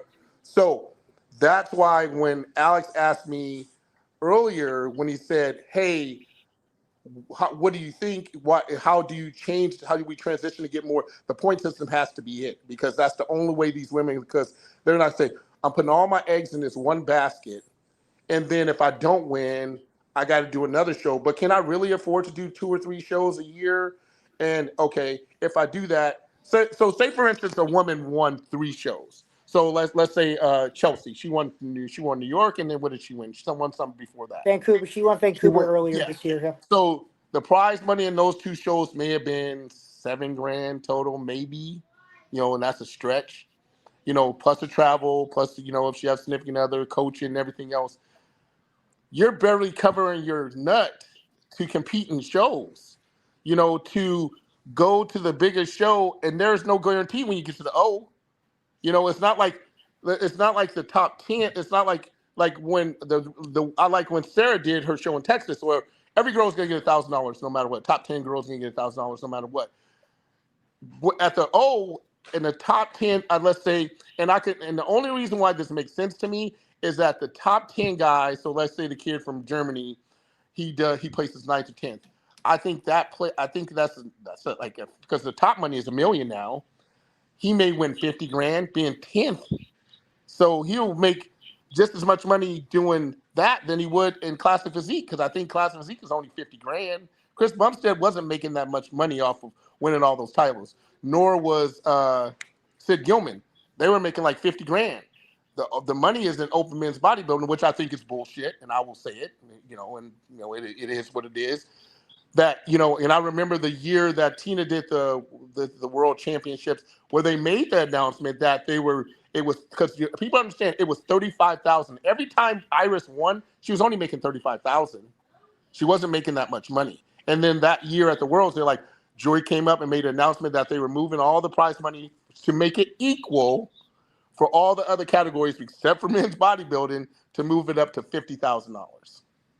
I think the last couple times she was getting like $25,000 at the Olympia, and then I think she'll get another $25,000 at the Miss International, because that was 2 of the biggest shows, and and if you just had the Master Olympia was $10,000 for women's bodybuilding, physique, and some of the others, but I think the men got a little more. We all know, as I often say, the men's division is the bottom bitch, so I can get the money. Here we got here from my man Hank the Tank. He says, "Call it right now. Natalia Kovaleva will place in top 5. Sorry, Keith. the powers that be and IB have already been high on her. Hey, I'm speaking between the lines, and I said that last year. So I agree with them where the powers that will be, which we know is Jake. It is what it is at the end of the day. But if you can tell me, but the video that you just pulled up from the Rising Phoenix, because I don't know if she's still, because I knew Dennis James was her coach. Because Dennis James said it. If you tell Natalia, if you place in the top 5, and that was the year I seen Melissa, that was the last year Melissa had did Worlds, and told Dennis James, and Dennis James is a great mentor to me, told her, if you place in the top 5, you should be happy. But if you can tell me, if you 4 guys right now, and everybody else is listening to this, can tell me, based off what you've seen at the Rising Phoenix, and you just looked at Melissa's pictures right now and tell me that she can beat Melissa, you're fucking nuts. No. You're absolutely nuts. And if that's the case, then we know this is all political shit at this point in time. Yeah, I don't because think there's no way that Melissa Package doesn't. I'm saying top 3. So Natalia was gifted last year, and Melissa's package is better than Michaela's, and she's bigger. So if you guys are going to sit here and tell me that, looking at what Michaela brought to the stage last year, which you know what I'm talking about, Alex, and looking at what Melissa looks like right now, and she can beat Melissa, that's bullshit. I'll call it right now. I'll say it right now, that's bullshit. Because Michaela, I don't like her physique, but I can't not knock her hard work and effort and what she brings to the stage. And that's unbelievable conditioning, unbelievable size, and things like that. But unbelievable competitor. And I always think she gets the short end of the stick when it comes to certain things. But there's no way that Melissa does not beat Natalia. No way. Yeah. And also, possibly you can't also forget about, even though she bottomed out next to bottom out last year's Alcione Barrito. She has really improved compared to what she was last year, where she was next to the bottom. This is sorry, George. This is not to cut you off. This is the girl I said if she came into the Rising this year with that look, she's pushing Andrea at the Rising Phoenix. I'm telling you. Where do you think she might place? Where do you think she might rank this year? She's in the top 6. I can tell you that. I don't have Natalia. If I say you have Ashley, if you have Andrea, Angela, Ashley, Melissa, this girl, she's and she's on the outside looking in. She's a top. I would say, man. I mean, then that moves Natalia out because I didn't know the girl's name, but that's moving Natalia out to like 7th or 8th, maybe 6th, 7th or 8th, maybe 7th or 8th. I'm telling you, you go back and look at those pictures that you just pulled up from Natalia at the Rising Phoenix. She's nowhere near this girl. She's nowhere near Melissa, and she's nowhere near the top 3 girls. That's just fact. She did 3 she won 3 contests in a row, and she nearly had to deal with a lawsuit regarding her former sponsorship. That afterwards, I'm hoping will be able to make it this year. Yeah, because that's crazy. Yeah, because I think a men's physique classic competitor, he stepped up to take care of her transportation, her ability to go to the show and pay her fees and stuff, for the trip. But Natalia, she's put on some size. She's some of it look like, it might be, I don't know if it's a little editing here. See, you have access to. Oh yeah. No. Yeah. But she has put on some size. No. Now I feel guilty. Don't feel guilty, son. No, I think she blocked me. Yeah, don't worry about it. I just had somebody pop in. We just had a guest pop in. Oh no, I think my big Keith just popped back out. I pushed the wrong button. Sorry. That's all right. But yeah, Natalia, she is What was You know, Alex feeling sorry about? No, I think Natalia. I think I did something wrong, and I think Natalia. I think I made a. Oh man, don't worry about it. Keen, Don't worry about it. Keen, I'm terrible at communication with these kids, and I think I made Natalia. I think Natalia blocked me. Hey, I had Blaze Probably block blocked me me. too. I don't follow her, but she probably blocked. Yeah. Here we got here. This is from me and Raheem. You know, he got a Phoenix girl. What's up? She can't beat Melissa. I don't know, Raheem. You tripping? I Yeah, don't know, okay. Raheem. Say like the great late week James said, cocaine's a hell of a drug. Hell yeah. You ain't lying. Here we got here from man Hank the Tank. He said this. He says Andrea first, Angela second, Ashley third, Lavinia fourth, and Natalia fifth. She'll get a gift like last time. Yeah. Again, quit talking. Again, if we're saying gifts, we're saying that this sport is fucking political. If we're saying gifts, we're not talking about gift. I don't give a shit about a gift right now. I'm a realist. You know, that's what's wrong with the people in the world that we live in. Nobody wants to be fucking honest. Give me your honest opinion. Who you think, without a gift or some bullshit, who you think the top 5 should be, or the top 6 for that matter. I don't care about a gift. I understand that. I've been around the sport. I know who we're talking about. I'm not going to say the name. Me and George and KL, we all know what we're talking about. But I'm saying, give me your true assessment on who you think, not a gift, the top 5 or 6 people should be. And if you're giving me your true assessment, because then we can watch it play out and says, she did get a gift like Michaela, like how Michaela got railroaded last year. And we understand what the logistics is for her, because it was a couple things. Like they said, I heard some speculation that the reason why they had the top 3 is so that she could get in to the Olympia. So that was another gift. How many gifts? The problem that I have with this fucking sport is, how many gifts are you going to give to a person rightfully deserved to be in the place they need to be, and not a gift? Because that's fucking screwing over a lot of girls and a lot of people in the sport and a lot of guys in the sport. And that's the problem where the sports, it's like boxing, with Don King fucked up boxing. Because a lot of bullshit would happen, and then boxing went downhill because of Don King. It's on the uprise now with things going on. But again, at the end of the day, I am so tired of like, oh, she's getting the gift. Why is she getting a gift? Well, we already know the reason why she's getting a gift. But again, at the end of the day, is it versus gifts, or is it versus a person's hard work, talent, and what they bring to the goddamn stage? That's what I want to know about. And I can say this, being a 3-time runner-up at USA's and Nationals and as a pro and have dealt with this, I get it. But I'm tired of hearing this, gifter, because, he's a popular person, this, that, and the other. No, you put your suit on like I put on my suit. We go on stage and let's fucking box it out and see who's left standing at the end of the day.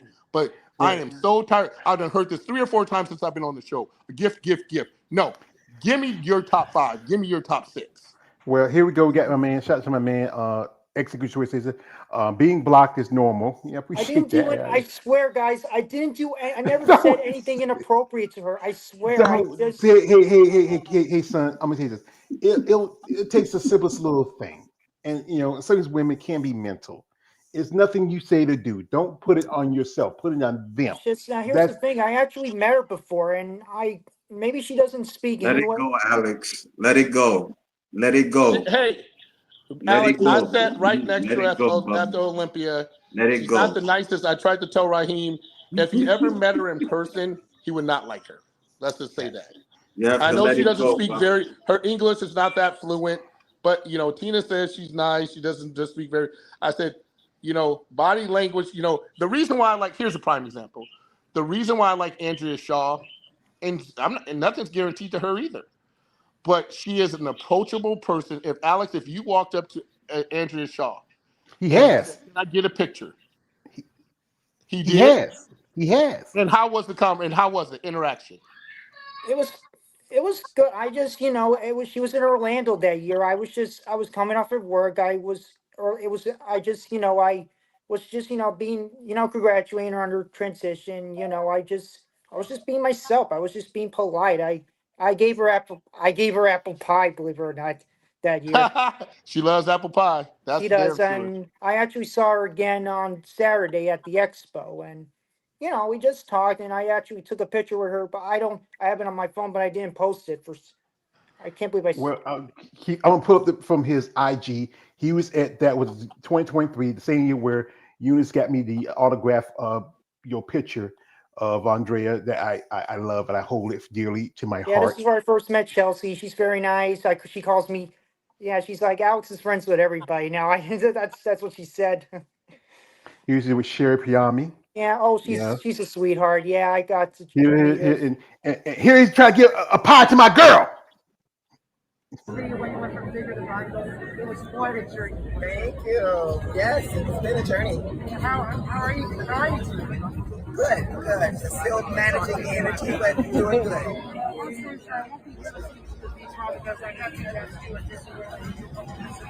Wow. And I brought you something. Can you guess what it is? No. Apple pie? Yep. Apple pie! Oh, thank you. Wow. It is definitely my favorite. Yeah, I hope it's so good right now. I had a refrigerator my plane refrigerator. I know it's hot too. Exactly. Well, thank you. I'm even working. You know what I want you to do? I want you to stand beside her. So then you have on your video. Yeah. Call me Alex. Thank you, Alex. Well, thank you for coming by. I know you're busy schedule with your 2 jobs, but hey, you made the time, and to bring apple pie is even. Yeah. Yo, Alex. Yo, give my girl apple pie, man. I like it. Hey, You Alex, wasn't thinking about Natalia then. You wasn't thinking about Natalia. I'm sometimes not good at communicating. Think about Natalia then. I just think I made a Alex, mistake. at least What I I don't did with have to hear about my Natalia. hug anymore now that you gave her apple pie. Yeah. Hey, Not yo. thinking about Natalia. Yeah, but we got here a comment from man Raheem. He says this. He says he's always on his shit. He says Natalia will win, Mr. O. No. Also, he says this. He says she earned it. Stop the cap. She earned shit. She earned jack shit. Can you Boy. excuse me for a second, gentlemen? I need to get something. Yeah, go ahead. Hey, Raheem. You know what? You want to defend your woman? Come on here, son. Come on down, son. Come get your whooping. But you know what? This is the thing about this sport as we get over this, that there is opportunity anywhere if you're willing to go after it. If you want it bad enough. And some of these ladies, they know many of them will probably never get to Olympia. You may not get to Olympia in that division, but it could be a possibility. If you're a figure competitor, you could probably make the Olympic, because I've seen it. You saw, Paula Renta, who, she switched, and she's been to the Olympic before as an Olympic competitor, but then she did Chicago. Tina was there, Chicago. She got a qualification to Chicago. Sherry, as they said earlier, she 1 year where she had enough points where she could do it, but she couldn't make it because there's issues with one of her kids. But then she got straight shots after that. I know when she did the Portugal last year, she kind of disappointed because she wanted to get through that show because it would be her first European show, but it was tough because it told her because she wasn't balanced compared to Anastasia Villanova. But that's the thing is, I think a lot of competitors need to take that time when you're citing, if you're outgrowing that division, and you feel like you're not as full or conditioned or enough for win bodybuilding or physique, take the time off. Take that whole year to rest, to grow, to develop. I mean, that'd be a smart thing to do.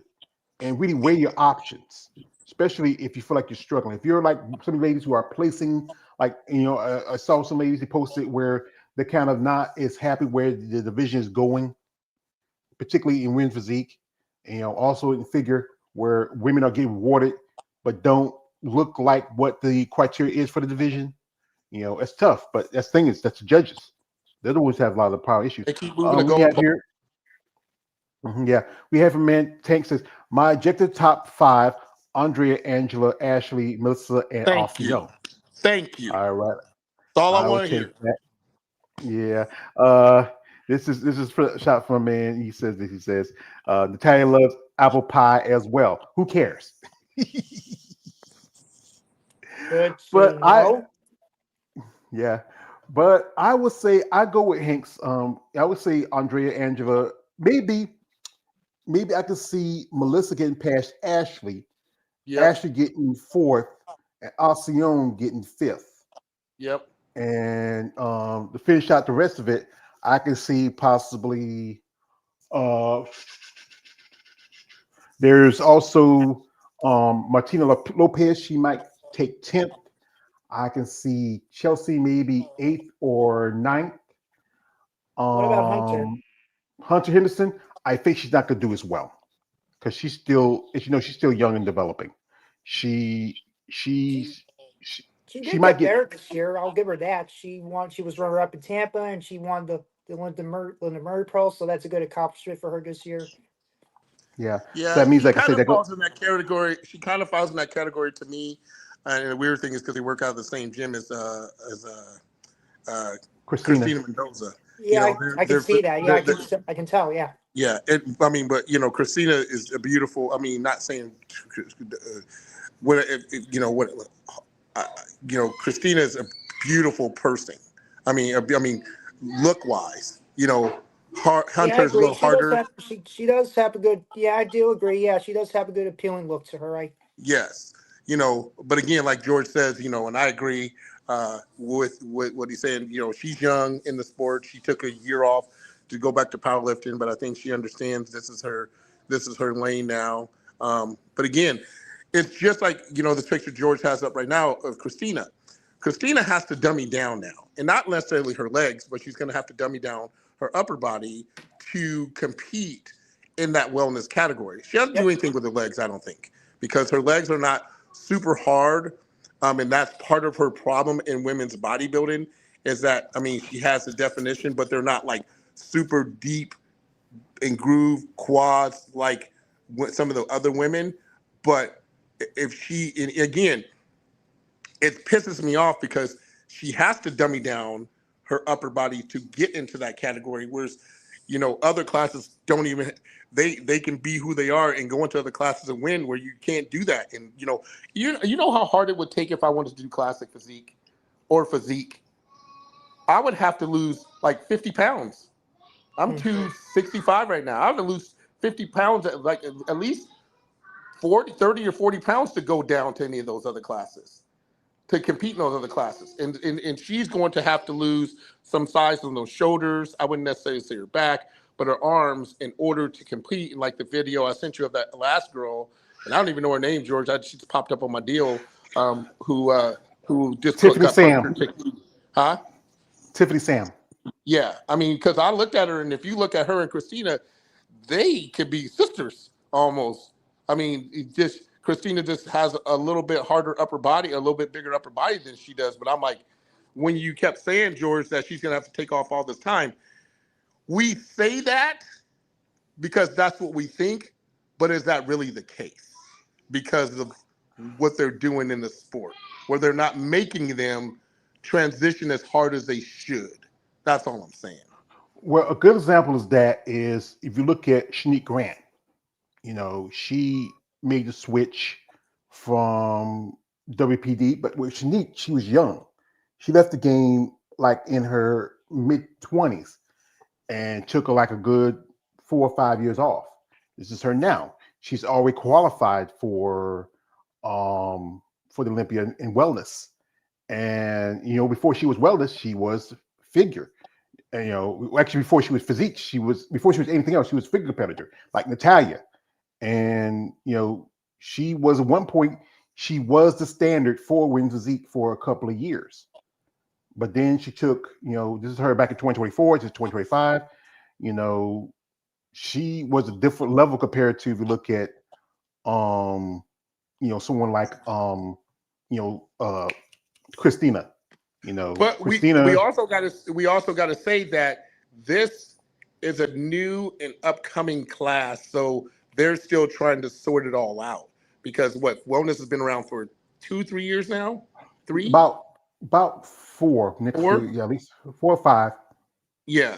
So again, the transition with this class is going to be a rocky road getting to, and then, you have the girl who won it last year or the year before, dropped out for some reason. So again, at the end of the day, when we're looking at this, it's, how are these judges going to sort this out of what true look do they want for women's wellness? I don't think that Christina going to women's wellness will hurt it at all. But again, we can sit here and speculate all we want, but we're not Sandy, we're not Tyler, we're not Steve, we're not the people who are actually going to be judging these classes. So I don't know. I mean, I'm sure she's gotten some insight from, because even when she was at the Titan, she had dropped Dan Solomon's name and somebody else's name because it was a confusion of which the Titan show was it going to be a this year Olympia qualification and the point system was going to start at the Titan this year, or was it going to apply for the next year Olympia? And then finally, I think Tracy, the financial person, finally got to the bottom of it and said the qualification will start this year. So that's why Jason got her qualification. All right. We have a couple man XA Gucci says, I love apple pie. Oh, he loves apple pie. We're talking about apple pie now. Also, it says, my man Raheem says, you guys know your sport. Knee it up. Keep it up. You mean keep it up? Yeah. Keep it up. Yeah, keep it up. He said, like, also, this is from him. He says, I heard that they test run one of their shows on YouTube. Nice business wise. All right. Cool. This is from a man Hank the Tank. Also, he says this, don't worry about getting blocked, Alex. It's not your fault. I've learned some athletes can be standish thinking all smos are creeps, which isn't the case. Yeah. Well, here's the thing. I didn't hear recently. I mean, I remember DMing her from time to time, and I haven't done it in months. I repeat, months. And all of a sudden now she blocked me for no reason after I think it's because I think I know what I did wrong. I think you didn't do anything. Don't go, son. Don't get too much into it. I wouldn't.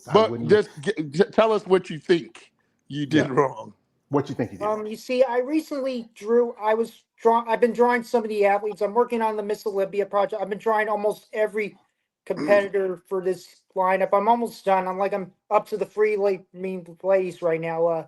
Ashley, Angela, and Andre, and and I just recently, I think some time ago, I just sent DM a tweet picture of Natalia, and well, nothing happened. I don't know what happened. Like I said, I wouldn't take it any more what it is. Here's the thing, Alex. I'm sorry to cut you off, George. If you're going to take the time and due diligence to compliment a person, because I can't draw a happy face for the sake of life of me, but draw a picture of a person, that should be the biggest compliment to her in the fucking whole world. And she doesn't deserve your time, your energy, your effort to draw such a picture or do such a thing. And that just tells you the kind of person you are. So like everybody keeps saying, it's not your fault.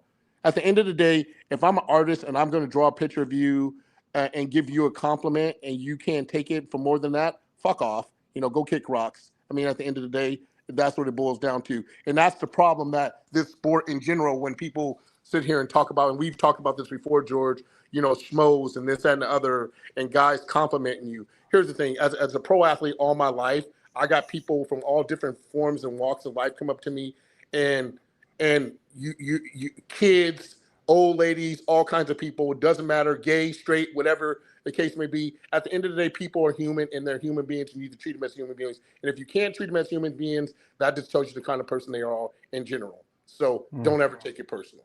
Yeah, it's hard for me to fit in, sir. I have Asperger's syndrome. I sometimes get my works mixed up. I sometimes, sometimes I have a struggling conscience. Sometimes how do I say this or what should I do this? You know what I mean? I'm just learning from the best here. George knows what he's doing, and David knows what he's doing. Eunice knows what she's doing, and I've been following them ever since. They've been helping me, discover what's truly important. And I'm like this. Stay true to yourself. Yes, sir. I'm not the best, son.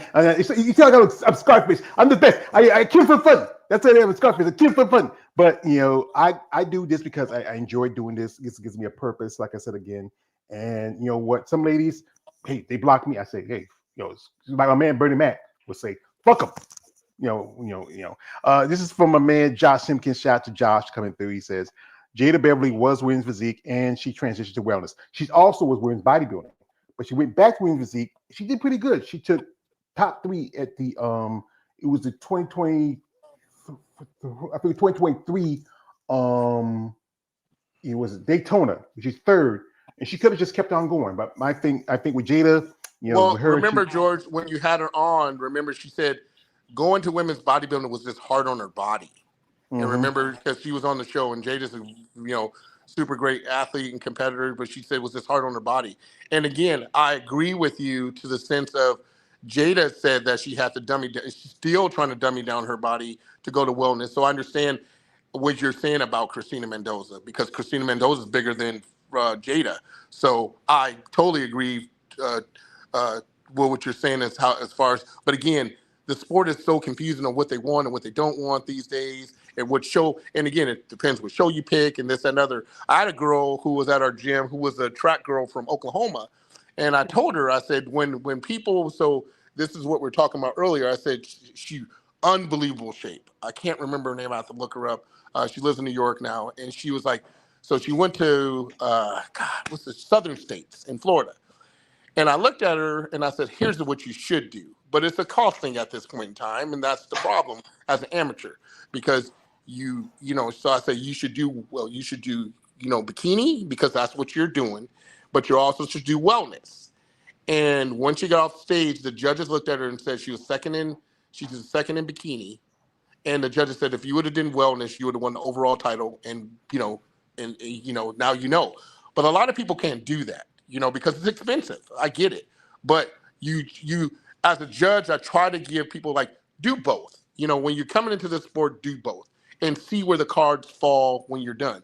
Tina started off at figure, went to women's physique, and could place in the top 3 of any national show, but she was way bigger than all the girls in women's physique, but was scared to go to women's bodybuilding because she thought they were so much bigger than her, and she was natty and was not doing anything. And so it was a thing where she's like, then she went to world championships, started training with Mel, and turned pro. Her first pro show was the Rise of Phoenix. So again, it's a fear factor for some of these girls to understand. It's like the girl that I can't remember that we talked about. She's like, I want to stay feminine. And I remember a girl coming up to Tina at the Rising World Championships when she turned pro Miss International and says, why are you doing women's bodybuilding? And she's like, what? And it was like with shitty ass attitude, because some of these women's physique girls, like, why are you doing women's bodybuilding? And Tina's like, because this is what I want to do. And this is because I'm not doing well in women's physique. So some people have to understand that some people fit the mold of women's physique. And again, we are in a transition in every sport, no matter basketball, football, bodybuilding, it evolutionizes. And so as it evolutionizes, you have to change with the times. And so these women have to understand, as your body change, as you keep pushing, as you keep getting bigger, or whatever the case you may be doing, you have to transition to what you feel is best for your physique and your body, and your coach has to be the person to be able to tell you that. Yeah, we have here, this is the last comment, and we're going to hit it off. Here from my man, Hank the Tank. He says, have any bodybuilders ever blocked you, KL? Just curious. I don't give a fuck. If they did, they did. I mean, I don't. That's why I try. I mean, that's my advice to Alex. Don't pedalize these women, because you're gonna have resentment and you're gonna start hating them. So then that's not just bodybuilders, it's just women, period. Sometimes you have to let it go, especially on social media. If because there's women that have like acted out on me too. So, and I just had to let it go. I remember a woman, she accused me of acting somebody else for bikini pictures, and I ain't never did that. So I would just let it go. I mean, I don't really, everybody to each his own, but I don't care. Yeah, that's my thing. Shout out to my man, my brother here, XA Gucci 23 says facts. That's facts. So we want to say. So, gentlemen, this is a great little fun. Had a little bit, just amazing women who you should reconsider your future, ladies. If you feel like you want to say win physique or figure or wellness or bikini, but you're starting to grow that division where your body start developing, especially the way some of y'all ladies train. Y'all ladies, y'all gonna train heavy because you just love the sport of bodybuilding. You love the go past your limits, and then it's gonna start showing on your body when you get through caps, shoulders, you're getting the abdominals, you're getting more width. If you're getting density, especially if you're an older competitor, you're hitting that muscle maturity. I think you should really always consider your options. Now, if you want to stay in a division where you feel like you fit, but then you understand it's going to affect your placing. Just sit and think about it. And again, don't use the excuse about I'll be less feminine if I do it. That's come on, nah. Yes, there's some women who are a little bit rough. I've seen some of them, but hey, as you know your limits and you know what you feel comfortable doing, then don't do something you feel like you're not comfortable doing. But if there's an opportunity for you and it's a chance, don't miss it. I mean, there's always opportunity for something for you in wherever you're going to be. Well, here's the thing, George, and great advice, but here's what it boils down to. If you're one of these competitors in women's physique or any of these categories, you have to do your due diligence. And when it comes to doing your due diligence, I'm saying this. You reach out to Sandy, you reach out to Tyler, you reach out to Steve, IFBB. That's what we're doing with Tina right now after Titan show. The head judge of this show, he still hasn't gotten back to us. But Sandy will always get back to us. Steve will always be 100 with you and tell you where you belong. And sit here and says, after she got off the stage in Chicago, Tina, that is, the judges told her, we want to see your legs bigger. Best conditioning of the athletes of the show. But we want, because you're a tall person, we want to see your legs bigger. So we knew in the 6 weeks that she had from the Chicago to the Titan what we had to do. So we put on 10 pounds of size and mostly her legs and did that. But you have to have a coach who's willing to reach out to somebody of the higher ups, I call the powers that be, and sit here and honest, because you can sit here and chase after something that you shouldn't be chasing after, or you can find out what you need to do in order to be competitive in that category and do it there. Because somebody may say, no, you're better off staying here. Like somebody just said, well, Tina, why don't you go down to women's physique? She's too big. So why would she ever do? I mean, again, she's like I said earlier. That's like me dummying down and says I'm gonna go do classic physique. I have to lose too much muscle and size. Julia, remember when she went from women's? I think she went from women's bodybuilding to women's physique. The first after Dana Lynn lost, she went, and I remember sitting at her with the New York Pro, and she said, "I had to stop working out to dummy down my body to go into women's physique." And then she became the Miss Olympia champion. I think she was 4 years she won it. 4 years in a row. Julie Montcarney, yes, 4 years in a row. Yeah. But here we got last question you can give the man Josh. He's been here sticking with. I appreciate you, brother. Says one more question. What do you think about Olympia going to a different location next year?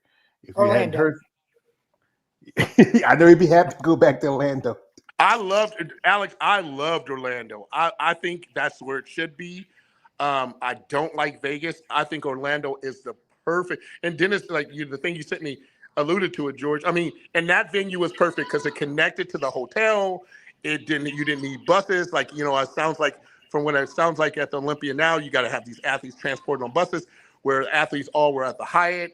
You can walk across the bridge or walk across the street, and it's the 3 levels to this thing. So you have the expo, you have the prejudging, and the finals on the biggest stage at that point in time was 300 feet long or something. They said it was the biggest stage at the time of any Olympia ever, and it was an unbelievable venue. And it was family friendly because then you're right in Orlando, so it's so much for your instead of Vegas is just not a kid friendly place, period. But Orlando is a family friendly place if that's what you choose to do. But again, I'll pick Orlando over Vegas any day of the week. I've been there. I mean, Andre. Yeah, fun fact: Andrea did go. Met Andrea, Natalia, and and Chelsea did go to Disney after the show. I actually remembered that actually happened. Yeah. Several ladies went to there because, like I said, it's more family friendly. I mean, some are traditionally they love Vegas because it's been traditional. I think the mistake they made was back in 2022 when they should have just finished the residency and say like, let's do it. Like if like Jake should say like, hey, let's do this. Let's go ahead finish this rest of the next 5 years in Vegas, and then when the 60th anniversary come around the corner, let's do let's do let's finish the rest of this time in Orlando. And then for the 60th anniversary, we'll go to Vegas for just one more time. That would be. I think also if we did it that year in 2022, Amy Richardson would have died. I believe that. I think she would have died and got sick and got whatever because I think a lot of people got sick that year when they went to Vegas 2022. But anyway, gentlemen, I do appreciate y'all's thoughts on this. I mean, again, this is open opportunity for anybody. If you want it bad enough, like a man Keith, go and do your due diligence. Talk to the higher ups. Talk to whoever's in. If you send your go to somebody, send your picture to say like, hey, what do you think? Do I belong in this division? Do you think I should go here? Should I go there? Get their opinion. And if it's something that really resonate with you and it works for you, then do that. Make that big move. But it has to be up to you. You have to be willing and wanting to move. Absolutely. Welcome back, Keith. Oh, good seeing you, boys.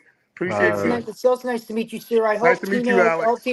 I wish Tina good luck and hope your what's her name, Kansas. Kansas, Hope she's doing well. And oh yeah, but Thank one more thing. We forgot like three ladies. We forgot to talk about Silkia, Tiana, and Nadia. Where do you think they might place for this year? Nadia, I think if like I said again, if the top five is going to be Angela, Andrea, Ashley, Alcyone, and Melissa, I think six is going to be possibly because she was fourth. No, she was fifth last year. Nadia might could get six, or she gets seven. It's going to be between her and Lavinia. And who else you said again, Alex? Salika, who won the Triple O, then her friend Tiana won the Masters Olympia. Well, Tiana, I think she might. I think they might hit towards the bottom. Yeah. When you say Masters, you tend to lean towards the bottom just because they're master competitor, but no knock to that, but it just is what it is. But I would agree there, because then you got Hunter still in there, and because how many girls is there this year? About 15. Yeah, that's a great number. That's a really good number.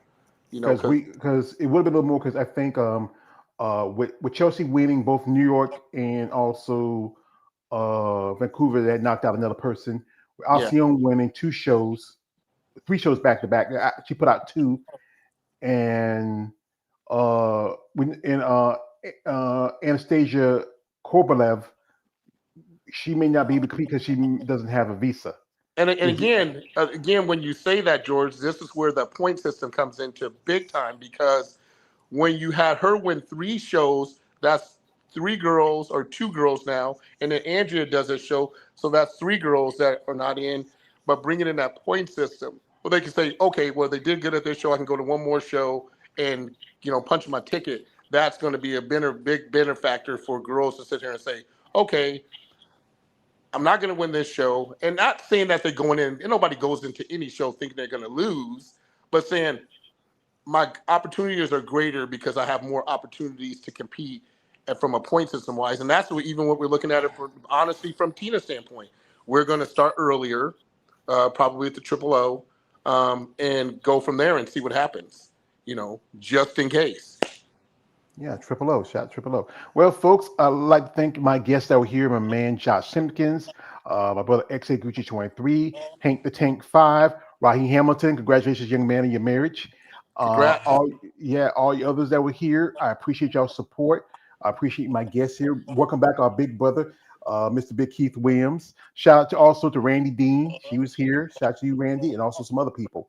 So, folks, next week is going to be Olympia Weekend Peak Week.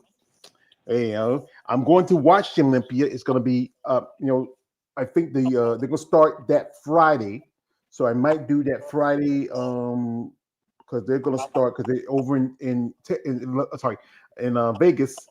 It's going to be probably around 9 o'clock their time, 12 o'clock here on the East Coast, and 11 o'clock. About 11 o'clock on the Central Time. I'm going to watch that, and I'm also going to do a live commentary of it. And also I'm going to do the finals too. And I'm going to particularly my eyes is who's going to be the new figure champion, most definitely, because Missy Trescott is now just one of back-to-back shows, and she's going in there as a former fitness champion. The battle between Sarah and Natalia, and also pretty much I know the outcome of the women's bodybuilding part, but we're gonna see how these ladies are gonna place and lay in our theories. We should do a pool or something like that. Yeah. Yeah. So, folks, I appreciate y'all again for coming through. Best of luck. Shot from a man. XL giving him the last one. Says, thanks for the stream, brother George and panel. Alex, keep your head up, young man, young one. It's Thank part you. of life. Anyway, have a good night, everyone. We appreciate you, brother. So thank you, brothers, for coming through, and much respect. All right, peace. Thanks. All right, peace. Anyway, folks, this is your man all the way, George Page, aka the Emperor of Female Bobby Talk.